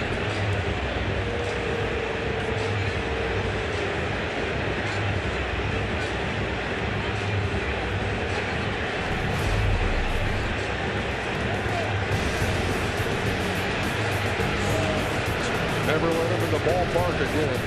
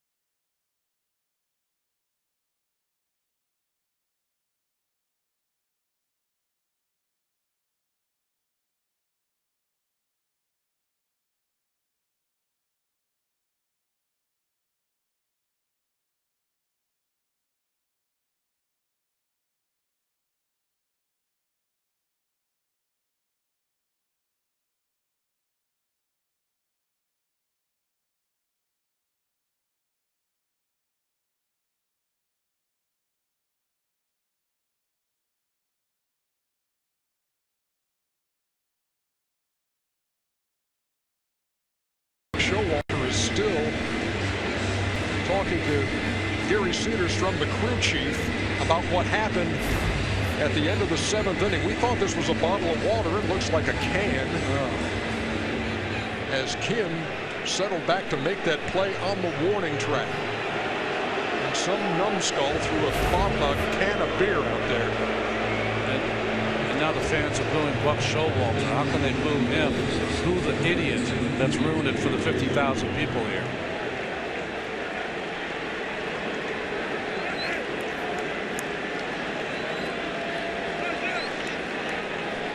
What must be colliding in your mind, inside your brain, to say this will be funny, this will be a good idea? Goodness. And we're back to baseball with Jason Grilli on the mound now for the Toronto Blue Jays. Like the rest of this Toronto bullpen, there's been struggles down the stretch. Grilli had all those outstanding years in Pittsburgh when he was a closer, but in his last 10 1/3 innings pitched, he's given up 12 runs and 5 home runs.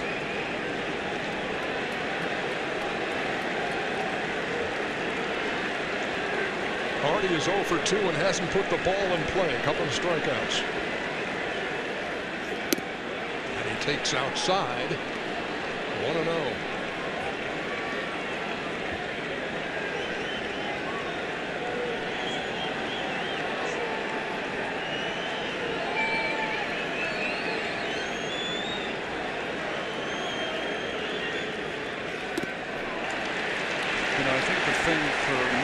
Buck was out there, you know how you can have fan interference, a left fielder, right fielder, with someone that interferes with the ball that he's trying to catch. You know, with what just happened there, if Kim doesn't make that catch, he's got to be called out anyway, because he was camped underneath it, and it was certainly the dumbest fan interference of all time. Little looper. Travis backs up to make the play. 1 down.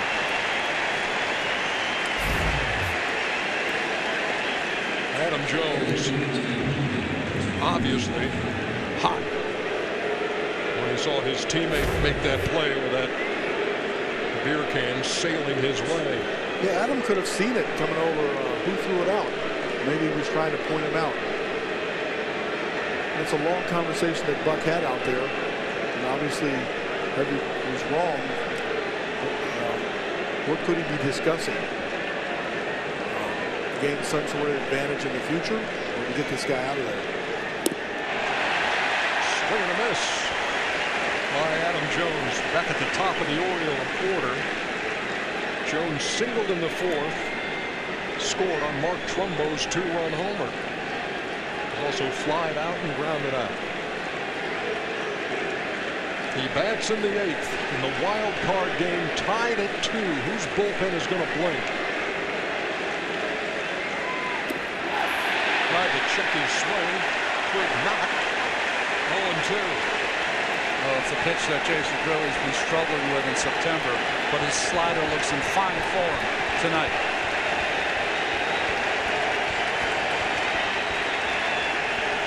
Adam taking a chance to get a breaking ball, got fooled pretty bad on the two sliders. You got to believe you got to try it again.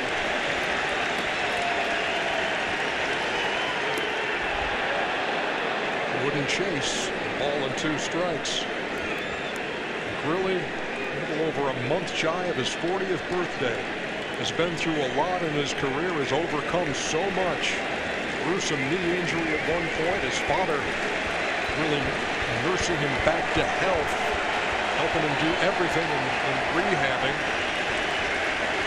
and then becoming a top drawer closer in this league for a time. And he struck him out.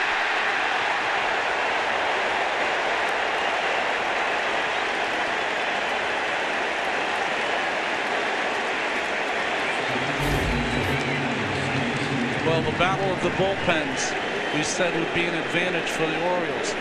It's tied right now. Both bullpens outstanding. We talk about Stroman showing emotion on the mound. really does the exact same thing. You saw the fist pump on the strikeout from Jones, and here is Kim with 2 down. He's in the autumn of his career. Everything means something.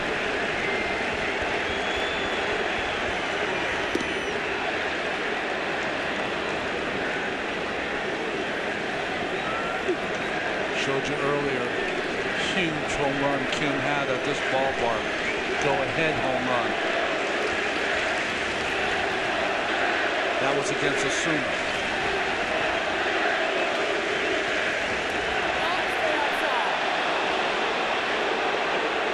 Trying to back to a breaking ball.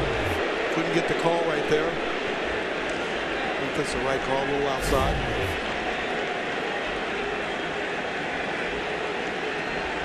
Got to have big shoulders if you're Gary Cederstrom right now. Every pitch is being argued by 50,000.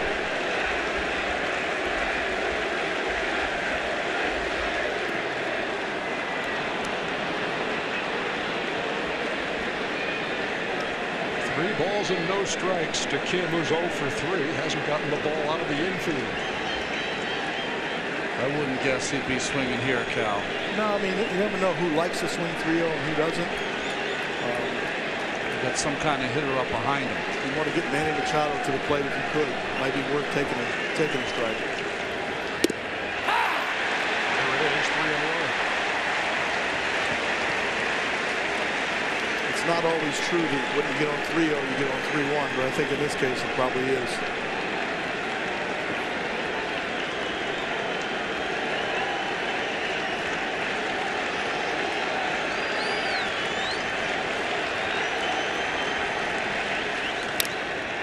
High chopper, line at first. Encarnacion wins the race.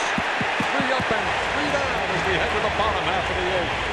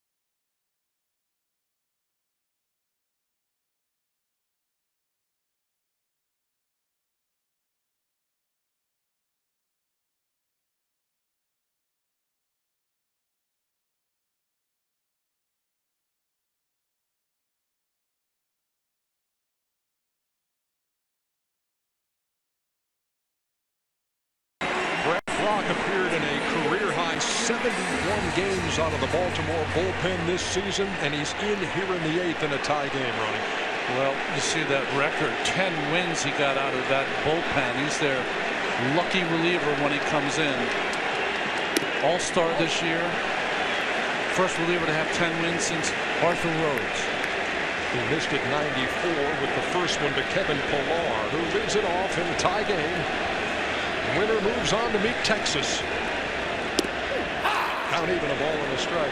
You know, there's many ways to define home field advantage. But I think in these type of games, when you get down to the end of the game and close to extra innings, it's a big advantage to be the home team. Pillar is 1 for 2. He doubled his last time into the corner, and a ball that it looked like Michael Bourne would catch. He did not. Michael Saunders was at second, didn't score on the play, but eventually would. And Brock just blew him away for the first out. Brock all season long has owned right-handed hitters. It's left-handed hitters that he struggled with. They've hit 400 from 407 with 3 home runs, but right-handers, because of that crossfire that he throws, he has owned. So you look here, you got to be ready for the bunt. See Machado and Scope, Davis, they're all looking for it. Sometimes it's good to remind each other so you just don't get lost in the at-bat.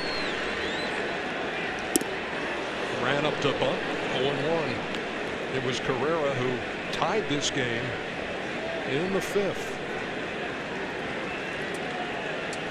And then the key, you look at Jonathan Scope at second base. When a bunter has speed and he can get it past the pitcher, that's the danger area.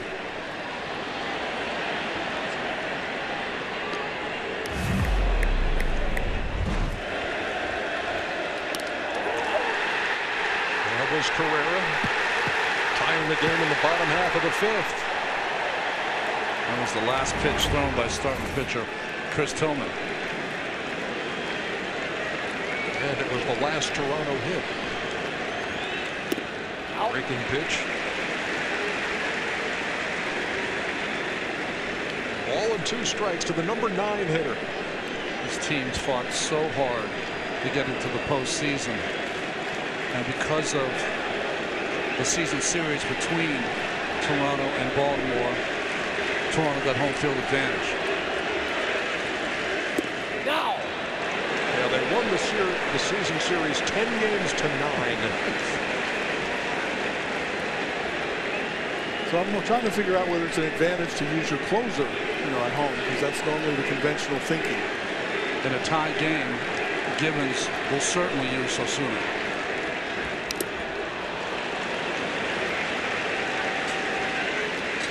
Tie game, or if they're lucky enough to go ahead. Just starting pitcher Chris Tillman. So if you're Buck Showalter, when do you go to Britain? I mean, on the road in the regular season, you go to your closer once you've gotten the lead.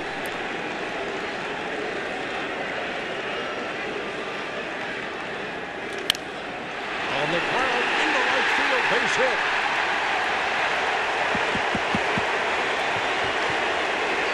Carrera, a catalyst out of the 9-hole for the Blue Jays. Well, you certainly can't play a shift against Carrera. Hits the ball to all fields. So that space between Brock and Davis, a base hit for Carrera. Top of the order now with Devin Travis.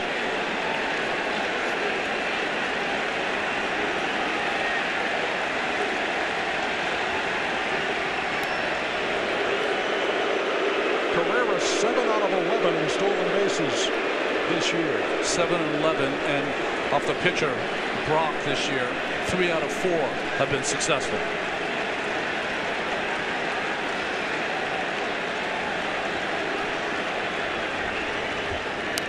Lays down a bunt, foul. Well, we came on saying both these teams can hit the ball in the park. But it's the Toronto Blue Jays who play a little bit of small ball. I wouldn't say he caught Manny Machado playing back a little bit. Manny sometimes baits you into thinking that you got a bunt and he'll come in and use that bare-handed strong arm to throw him out at first.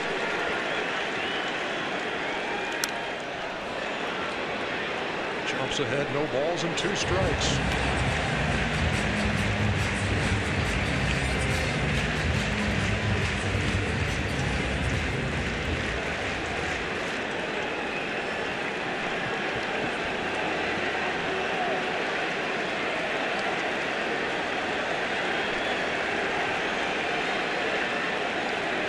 The 0-2 on the ground to Scope. There's one. Relay. Got him. Double play. Second time tonight that Travis has rounded into an inning-ending double play. Game still tied. We head to the 9th.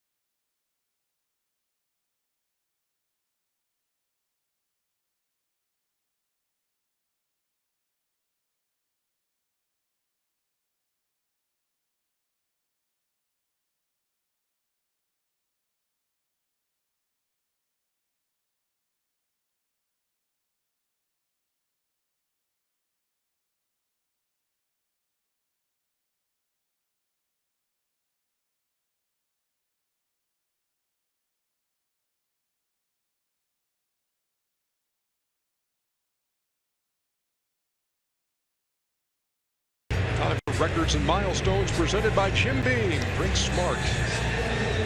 Home run leaders all coming from the Baltimore Orioles over the last 4 seasons. Chris Davis a couple of times. Nelly Cruz did it. And Mark Trumbo this year led the majors in home runs and then showed the world why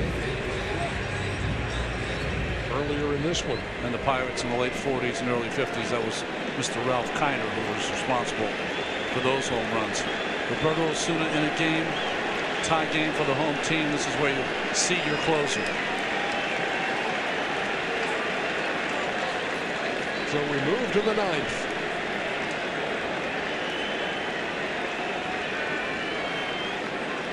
Machado leads it off, swings at the first pitch off the end of the bat. One down.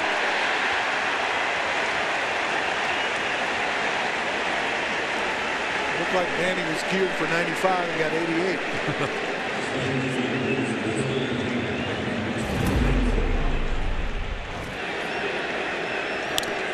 There's the home run by Mark Trumbo in the 4th.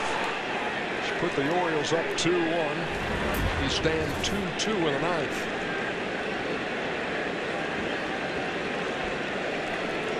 First game in the postseason for Trumbo. Oh well, I guess I'll hit a 2-run home run in my second at bat. Let's see what he does in his fourth. A little dribbler foul. Osuna had a little different game plan here. He loves his fastball, but has come out and thrown 2 straight sliders. Francisco Liriano in the bullpen for the Blue Jays. He was considered as maybe being a starter in today's game.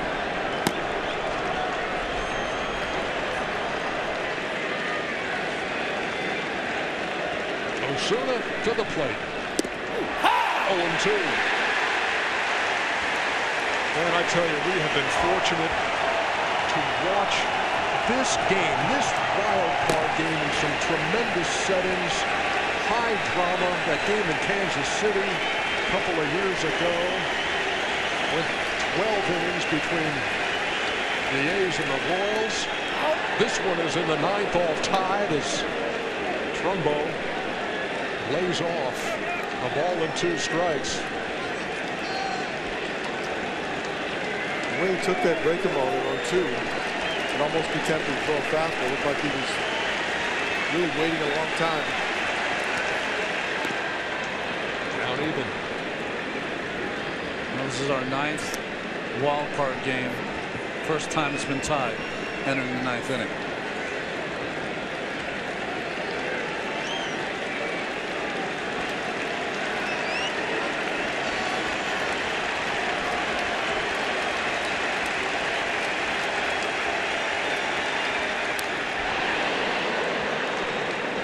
That was just a flat-out challenge. Power and power. 96. Trumbo still has to have in the back of his mind he's got to protect against the breaking ball. But he was pretty quick right there on the 2-2 fastball. I remember when I used to pitch, if the guy fouled a straight back, oh boy, plan B.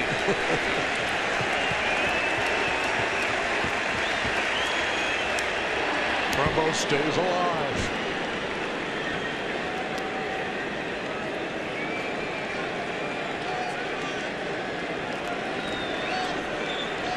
36 saves and 42 chances for Osuna, youngest pitcher big league history to have a 30-save season. He's just 21.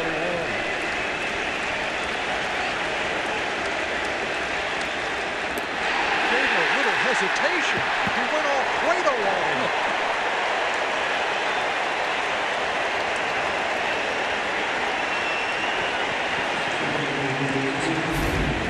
Held that leg kick and then snapped off a vicious slider. Whatever works.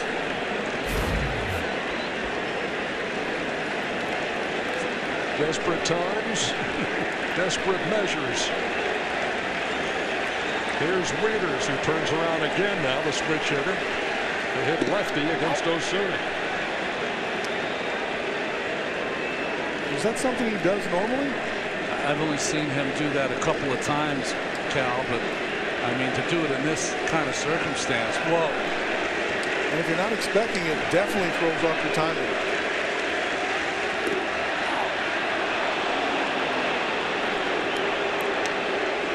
The problem is when you do that, you kind of mess up your own timing sometimes. Threw a pretty sharp breaking ball out of that hesitation.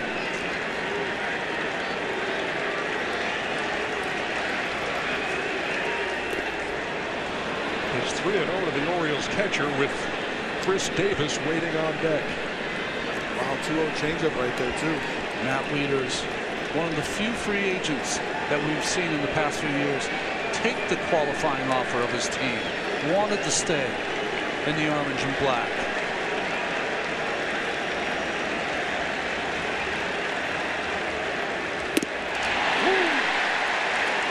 Felt that up here, 3-1.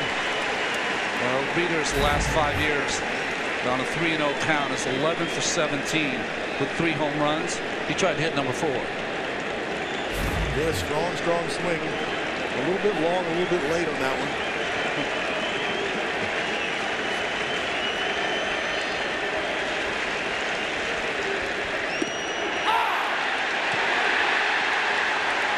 slightly delayed strike 2 call from Barry Cedarstrom. I thought this pitch was outside. Cedarstrom gave it to Osuna. I'll just let the crowd let you know what happens on this pitch.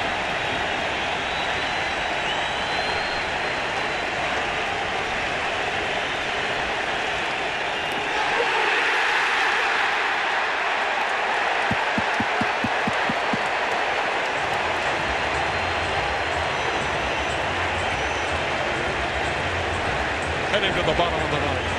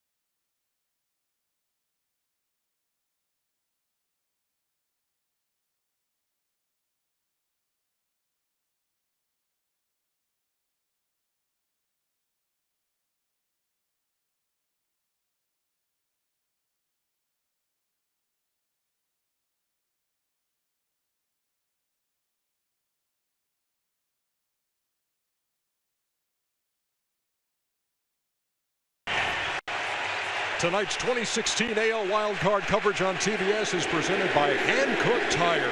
What a ball game here in Toronto. Bottom of the ninth, 2-2. Brad Rock is back out there again. Facing last year's AL MVP, Josh Donaldson, the 2-3-4 hitters for Toronto. The bringer of rain, Donaldson.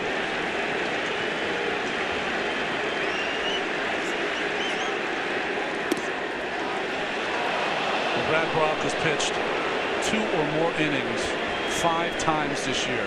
The Orioles, when he appears in a game, their record this year was 54-17. The shift is on again. 1-1 miss, 2 balls and a strike.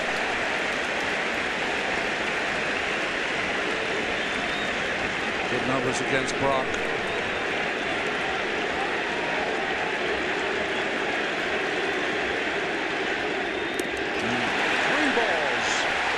Strike. He's got to come at him now. Donaldson's going to get a good pitch to hit.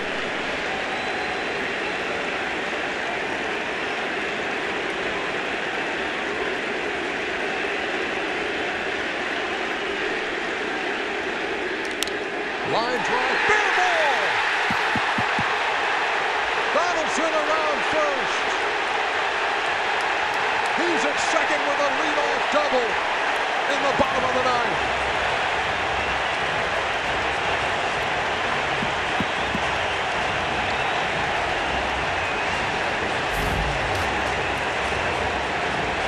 No guarding the line. A 3-1 fastball.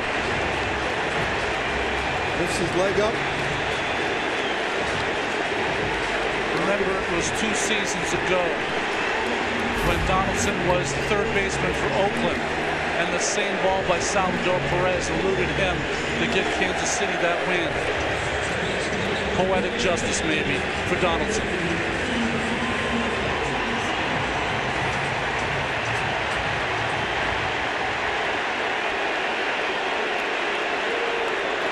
Edwin Encarnacion took Brock deep. A walk-off homer on June 10th. He won't get the chance to do that here.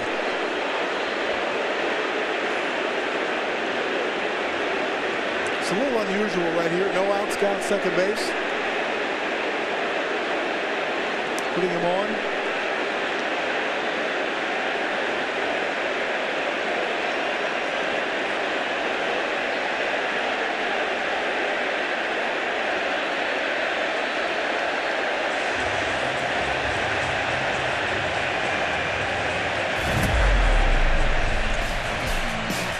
If you need a reminder,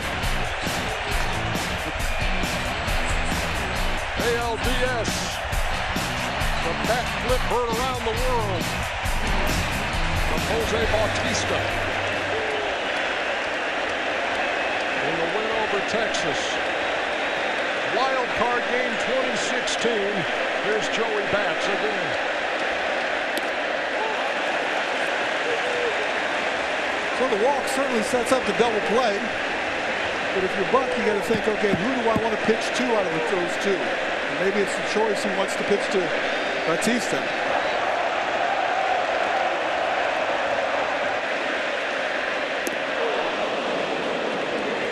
In 2013, the Braves played the Los Angeles Dodgers. Their best closer, Craig Kimbrell, never was pitched and stayed in the bullpen. Britain, their best weapon, might not be used here. Well, I was thinking the same thing. Maybe you call on him to get out of a jam. Good pitch here by Brock, right on that inside corner. Good mix of his pitches too. 1-0 slider. He swung and missed. Came back with a fastball on the inside corner.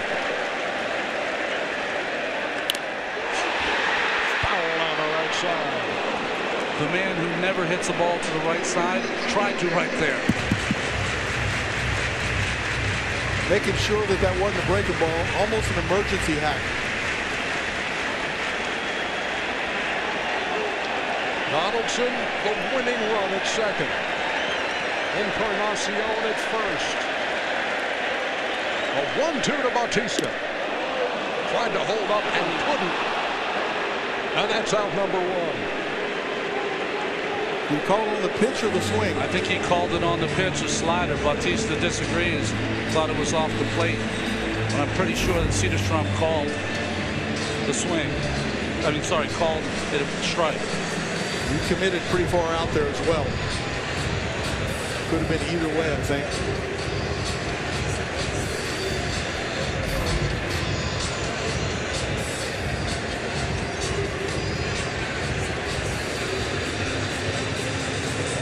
Darren O'Day will be the new Baltimore pitcher here in the bottom of the ninth. Back after this.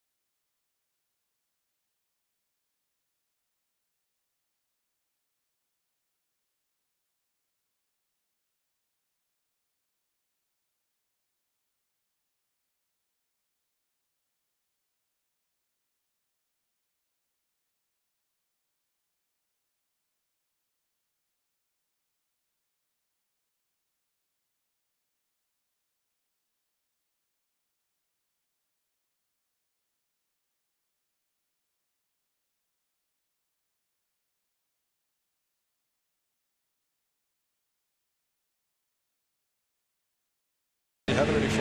Well, I'm having a lot of fun. What a game. Just an unbelievable game. Great job by Brock to get the strike up there of Encarnacion. And now O'Day to face Martin. Martin 2 for 14 off O'Day.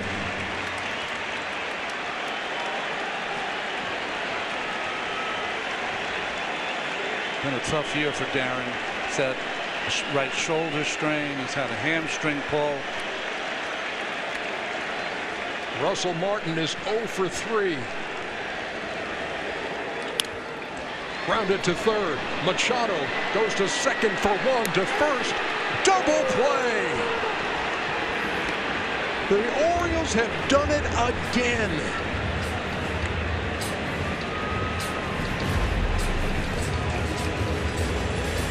Third inning ending double play of this night. How big is that in a 2-2 game?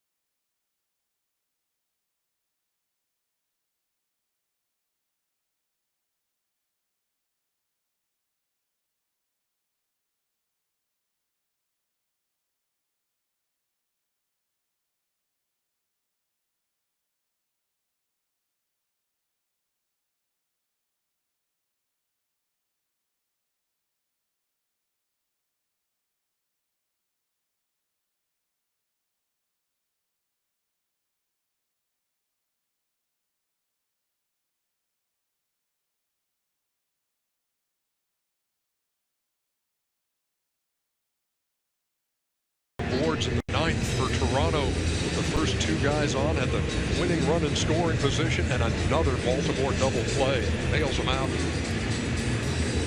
2 double plays by relievers that came in on their first pitch. Doesn't get much better than that. Osuna only 2 times has he pitched more than an inning. Recently on Saturday night in Fenway was one of those.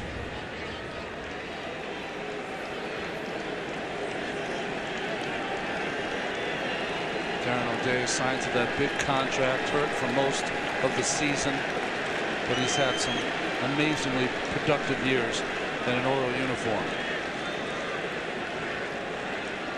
Chris Davis swings and misses at the first offering from Osuna. Again, that exaggerated shift.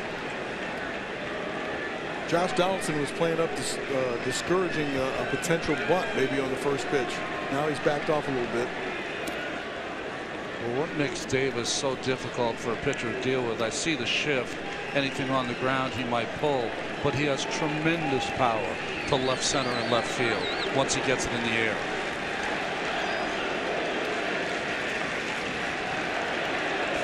Home runs in the regular season. That's down in the dirt.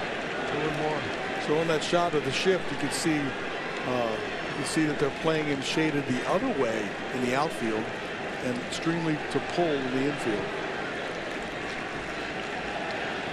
There's his home runs in every direction. Power everywhere. The 2-1. Count even, 2-2. That was a borderline high pitch, loose from the side, right in the top of the strike zone.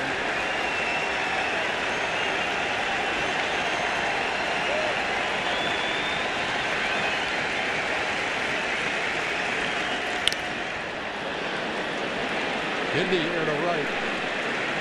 Bautista, one down.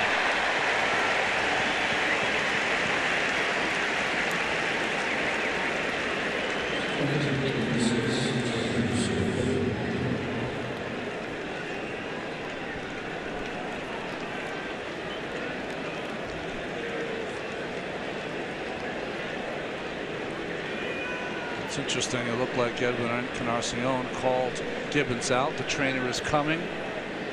3 years ago, this youngster had Tommy John surgery, signed as a 16-year-old from Mexico. And there seems to be some concern, but it doesn't seem like Roberto wants to leave the game.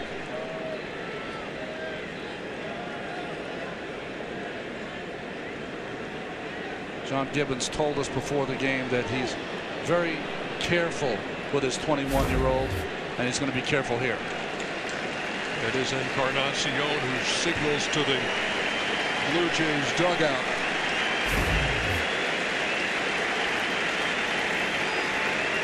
Toronto fans holding their breath on this one. Wild card game, 10th inning. And the 21-year-old closer has to leave.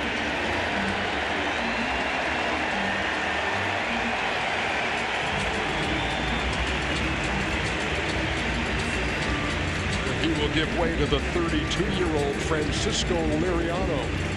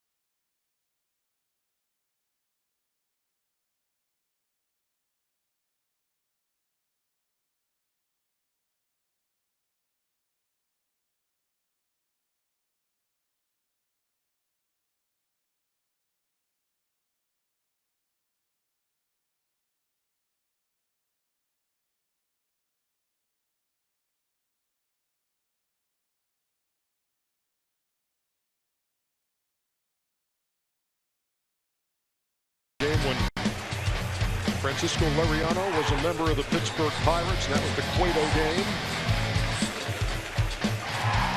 as Pittsburgh eliminated Cincinnati. Just one of the 2 times that home team has won in the wild card game since 2012. Well, now we're into the starting pitcher part of the bullpen for the Toronto Blue Jays. Since September 28th, we mentioned a couple of times with the Kim home run to win it for Baltimore. Well, Liriano started that game, went 6 strong innings, no runs and 10 strikeouts against this Baltimore team. He faces Jonathan Scope, who rounds one up toward third. Donaldson guns him down for the second out.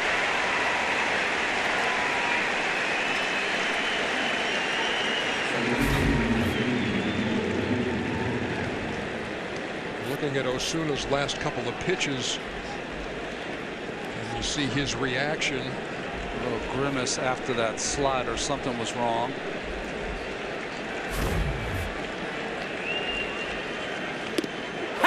Liriano throws a strike to Michael Bourne, 0-1. And then it was after the next pitch that Encarnacion signaled to the Toronto dugout, and they came and rallied.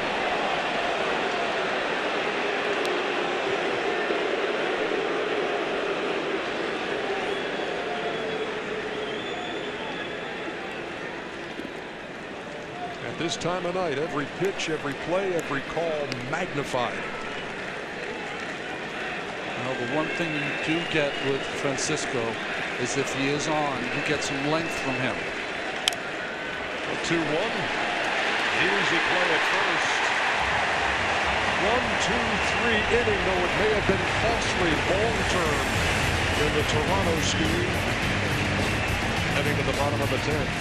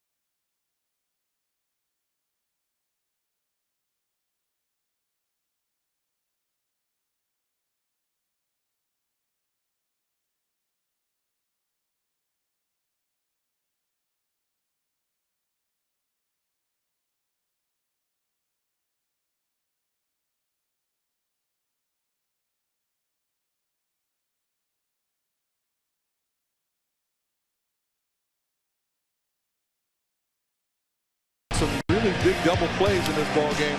Here's one that's started by Manny Machado to his left. Nice turn, nice pick at first. Jonathan Scope starts this one. J.J. Hardy with a quick turn. And then this double play really amazing. The strength of both these guys' arms made that happen. That's not a routine double play, but they made it one. OJ this season had induced hitters into one double play all season long, and he gets a huge one here. Tulowitzki, Upton, Pilar coming up in this inning, 0 for 25 against Darren O'Day.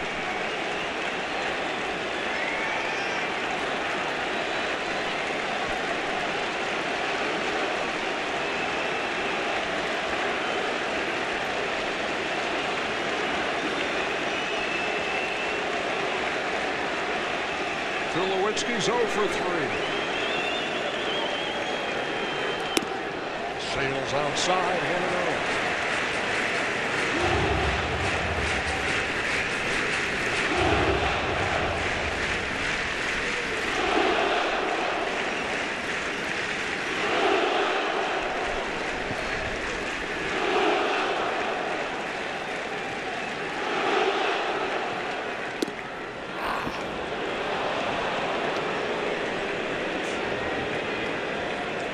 That frisbee breaking ball that those sidearmers can throw. Could have hit it in the backyard when I was 6 and still can't hit it. And sometimes when they get under it so much, it seems like the ball is breaking up. Looks like he's going to get another one.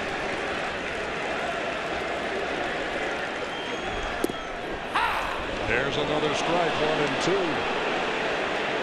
O'Day developed his style, his motion, after being cut from the University of Florida baseball team when he was throwing straight overhand. Conventionally. Went in the summer league and then developed this. Got back on that team and went to the College World Series with him. 0-2. Popped him up. Chris Davis has room, 1 down.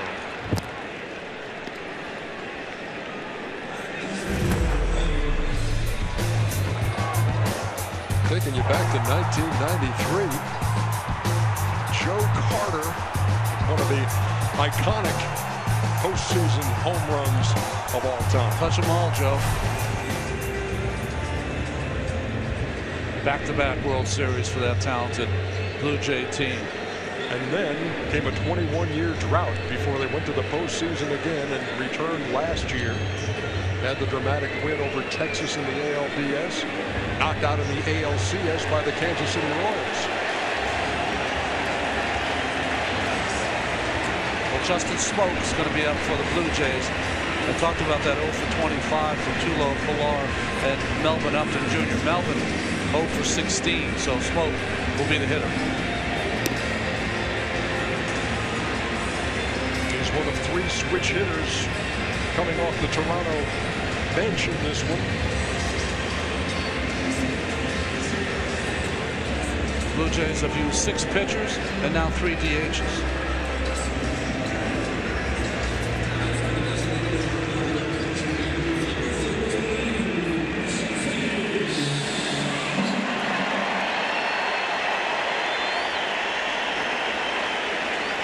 Remember Buck Showalter was talking about having somebody left over. He couldn't have Chris Davis pitching in the extra innings. But I think he was just joking about that.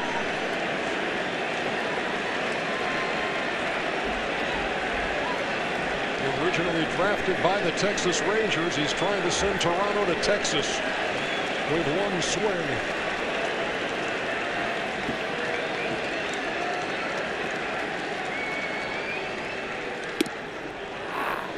Another frisbee in there for a strike.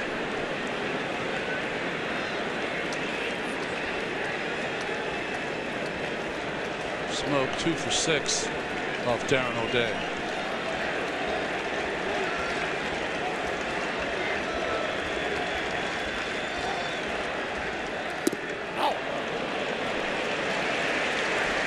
He was a high school teammate of the guy doing the catching right now, Matt Waiters. Stratford, South Carolina.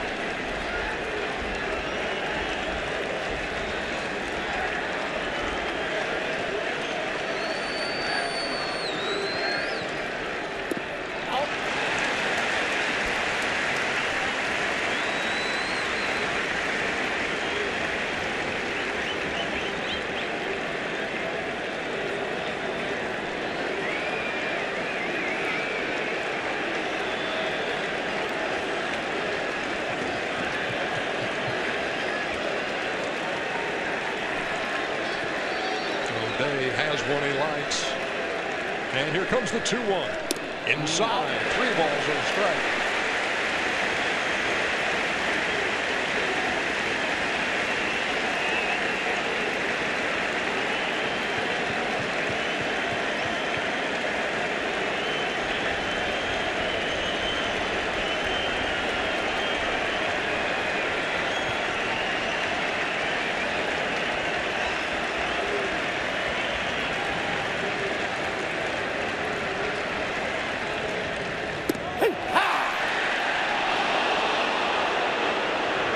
Looked like he was ready to toss the bat aside and trot to first. Well, in our TBS strike zone, that caught the top of the rectangle.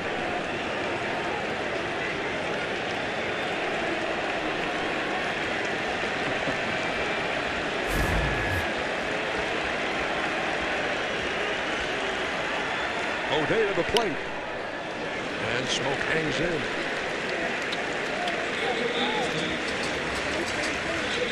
He had 14 home runs and 34 runs batted in 126 games this year. Did Smoke. Spent several seasons with the Mariners. Had some good years there.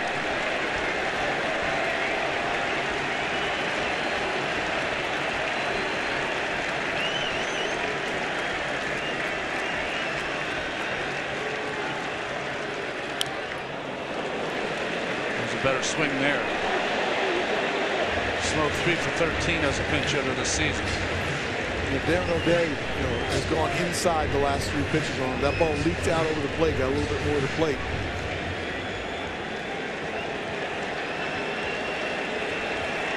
He came to the plate in the 2015 playoffs, went 0 for 8 in his debut. Couldn't be a better spot for your first postseason hit.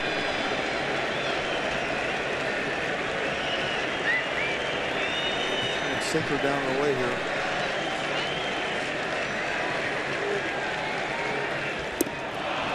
And he struck him out. 2 down here in the 10th.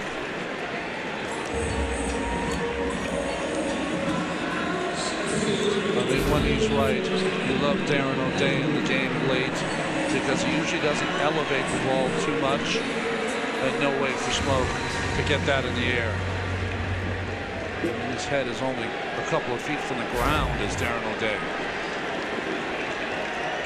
Well, here's Pilar. Nobody on. 2 out. Bottom half of the 10th. He's 1 for 3 with a double. Toward the gap in right center field. Adam Jones with a long run and makes the play.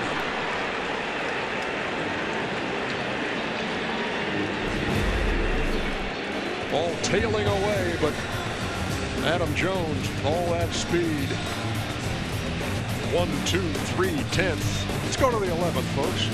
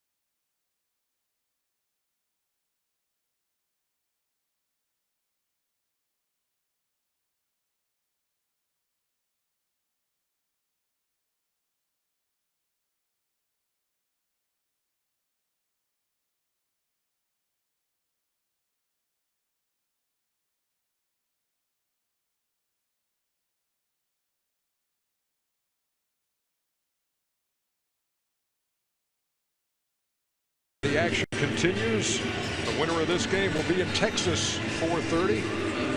We'll be in Cleveland for the Red Sox and Indians. Friday, game 2 in both those series. Make sure you check out MLB postseason pregame on TBS, presented by the all-new Chrysler Pacifica. Coverage starting at 4 o'clock Thursday, 12:30 Friday.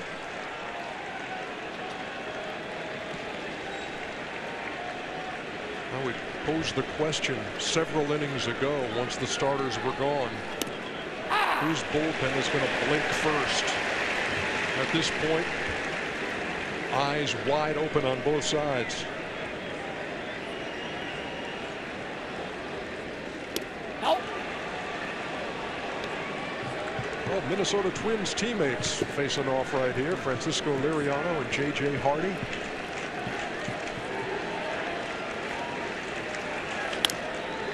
Slow tap towards second, and they'll get him by a step. Not a lot of hard contact here for the first 3 outs that Liriano's got. But he's got the top of the lineup now. Adam Jones steps in.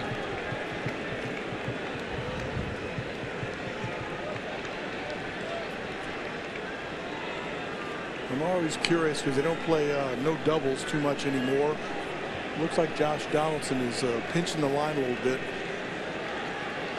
to take away that double. You might want to play their outfielders deeper. Adam Jones 8 for 21 with 3 home runs off Liriano.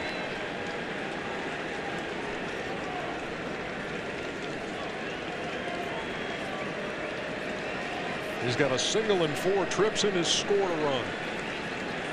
Struck out his last time.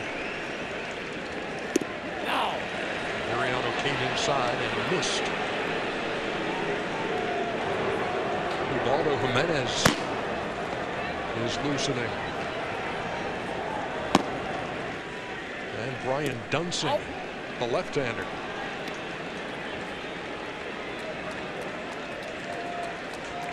Liriano with 96 and 95 trying to come in there. Missed on both of them. Yeah, both those relievers up. Dunson could start the inning because Carrera's the leadoff hitter. Ubaldo, of course, like Liriano, can give the Orioles some length if need be. Orioles haven't had a hit since the 6th inning. Tulowitzki. 2 down.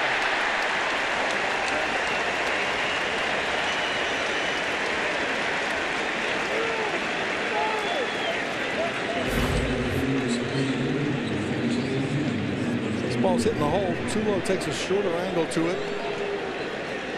And even though he's a big guy, he uses his legs. He's kind of a running shortstop. Throws on the run. Strong arm. Gets him easily at first. Nolan Reimold pinch hitting now for Kim in the 11th. And takes a strike.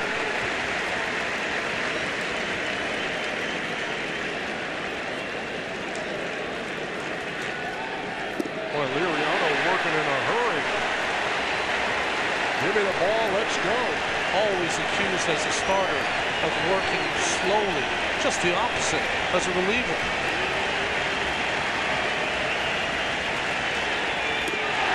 That didn't take long. And it's a 1-2-3-11. Going to the bottom half here in Toronto.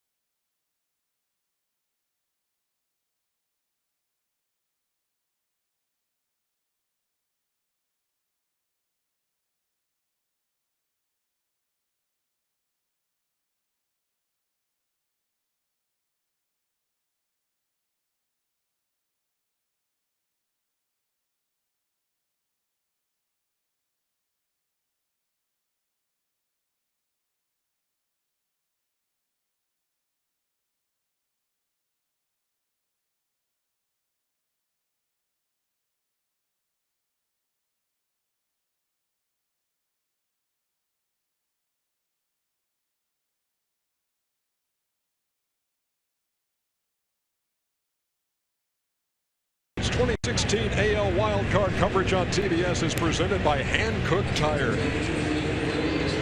Folks at Hankook Tire getting their money's worth tonight, as we all are watching this dandy, the AL wildcard game, heading to the bottom half of the 11th inning in a 2-2 game.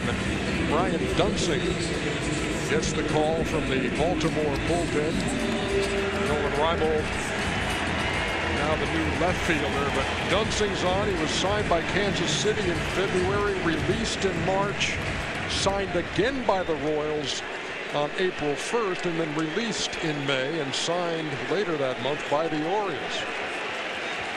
He's going to face Ezekiel Carrera to lead off the bottom half of the 11th, and Carrera's been a real pain to the Orioles out on the 9-hole. It's the old Minnesota Twins part of the evening. Liriano with an effective inning in 2/3, and Dunsing appeared in the postseason in 2009 and 10 with the Twins.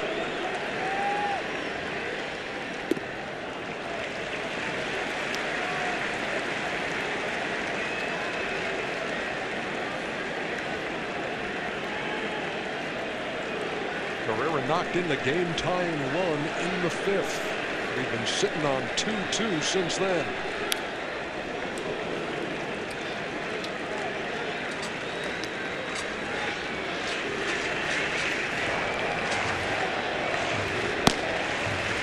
Waldo Jimenez probably will be in next to face Travis and Donaldson, Encarnacion, Bautista, the right-handed beginning of that Toronto Blue Jay lineup.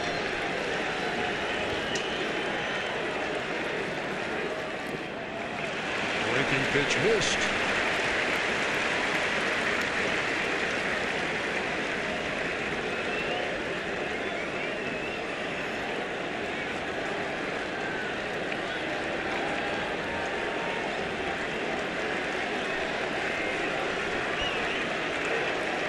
Carrera looking for his 3rd hit of the night, but is called out on strikes to lead off the bottom of the 11th. Here comes Buck.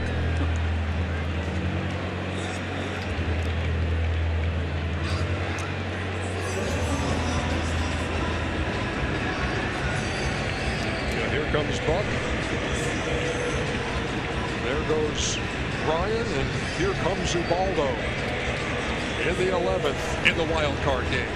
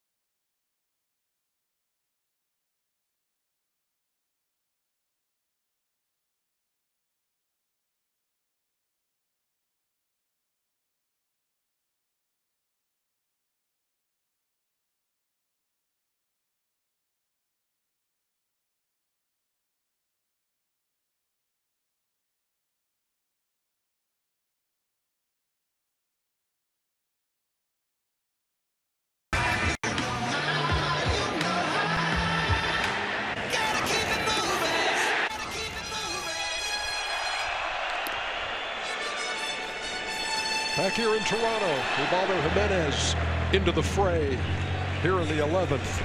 You know, most of his year was forgettable, and even had to go to the bullpen for a while because he didn't have any success.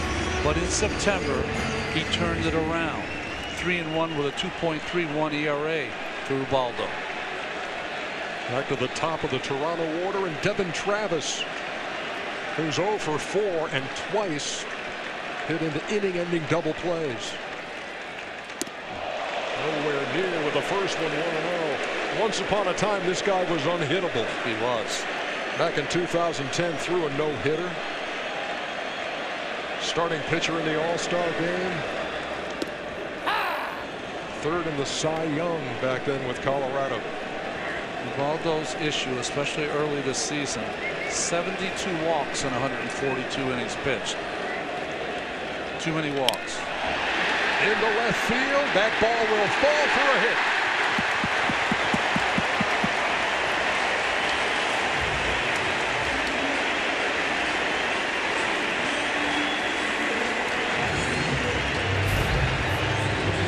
Looked like he got just enough, Cal.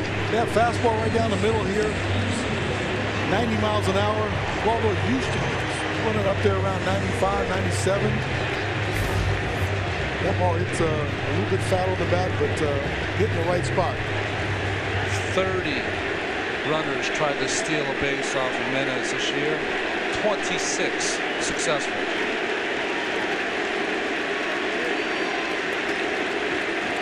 Donaldson at the plate.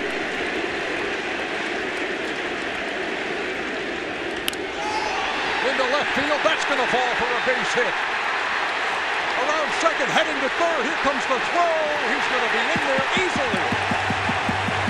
Travis at third, Donaldson at first, with one down.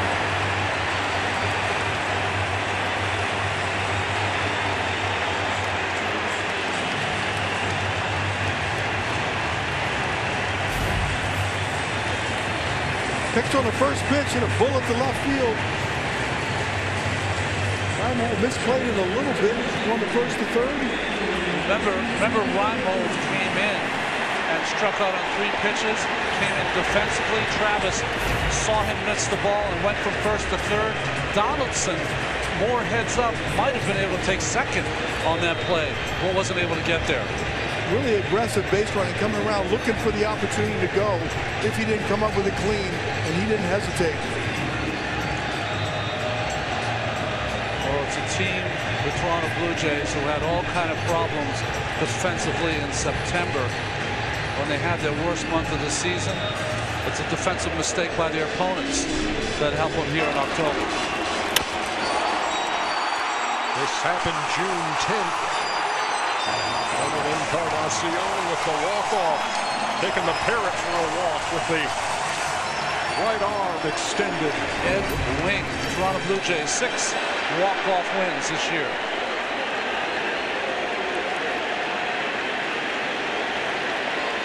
And the Orioles bring their infield all the way in. Even though they've turned a lot of double plays. Oh, there's a drive to deep left field, and the ball game is over.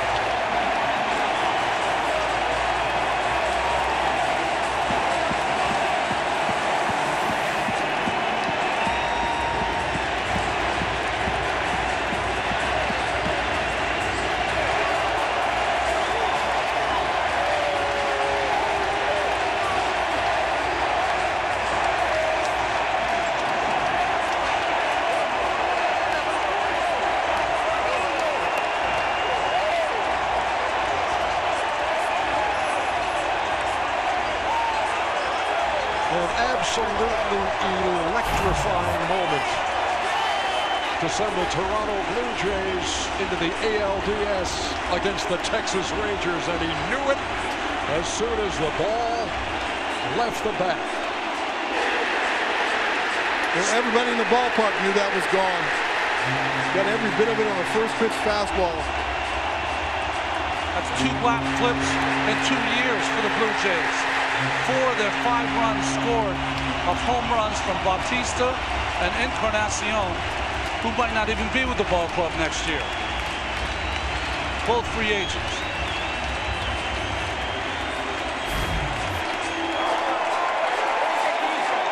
Let's go down to the field and Sam Ryan. It is loud down here, Ernie. Jose, I hope you can hear me, but when you saw that off the bat of your teammate Edwin, your thoughts? Incredible. I mean, he got a pitch ahead and he did what he was supposed to. So happy for us. You know, we made it to the next round. Now it's on to Texas. 162 games to get here. This one takes extra innings. Fittingly, what was the intensity like? It was unbelievable. Since the first pitch, the fans were outstanding. It was loud down here. The energy was great. Hopefully we can continue to have that type of crowd for the rest of the playoffs. Your home run opened the scoring in this one. To do it here at home in front of these fans, what does that mean to you? It means a lot. It always means a lot to do it at home, to put my team ahead and to do something positive. It's a great feeling, and I'm glad I could contribute today. On to the ALDS, and once again, the Texas Rangers. You're looking forward to that one? We're all looking forward, no matter who the opponent is. Everybody knows what happened this year. We're just looking to win ball games, and hopefully we can put them out of the playoff race. Congratulations. All right, thanks. Ernie, back to you guys. All right, thank you very much, Sam. Wow, what a night. Wow, what a night.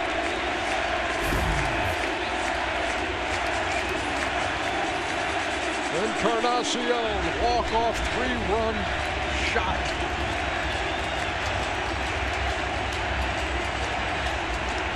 And he said as this night began, it's going to be a brutal end to the season for one of these teams. That team is Baltimore. Baltimore spent all summer long bludgeoning people with the home run. It's the home run by the Blue Jays that wins this ball game. We talked about the bullpens, that Baltimore had an advantage with their bullpen. Tonight for the Toronto Blue Jays, 5 innings pitched, no hits and no runs by their bullpen. Go back to Sam.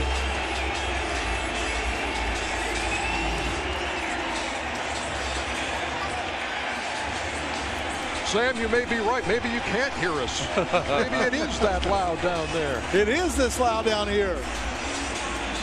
I'm watching the celebration. It's a pretty festive celebration over here. It's spilled into the dugout right now. I don't know how this can continue to happen. Every wild card game we do gets better and better every year.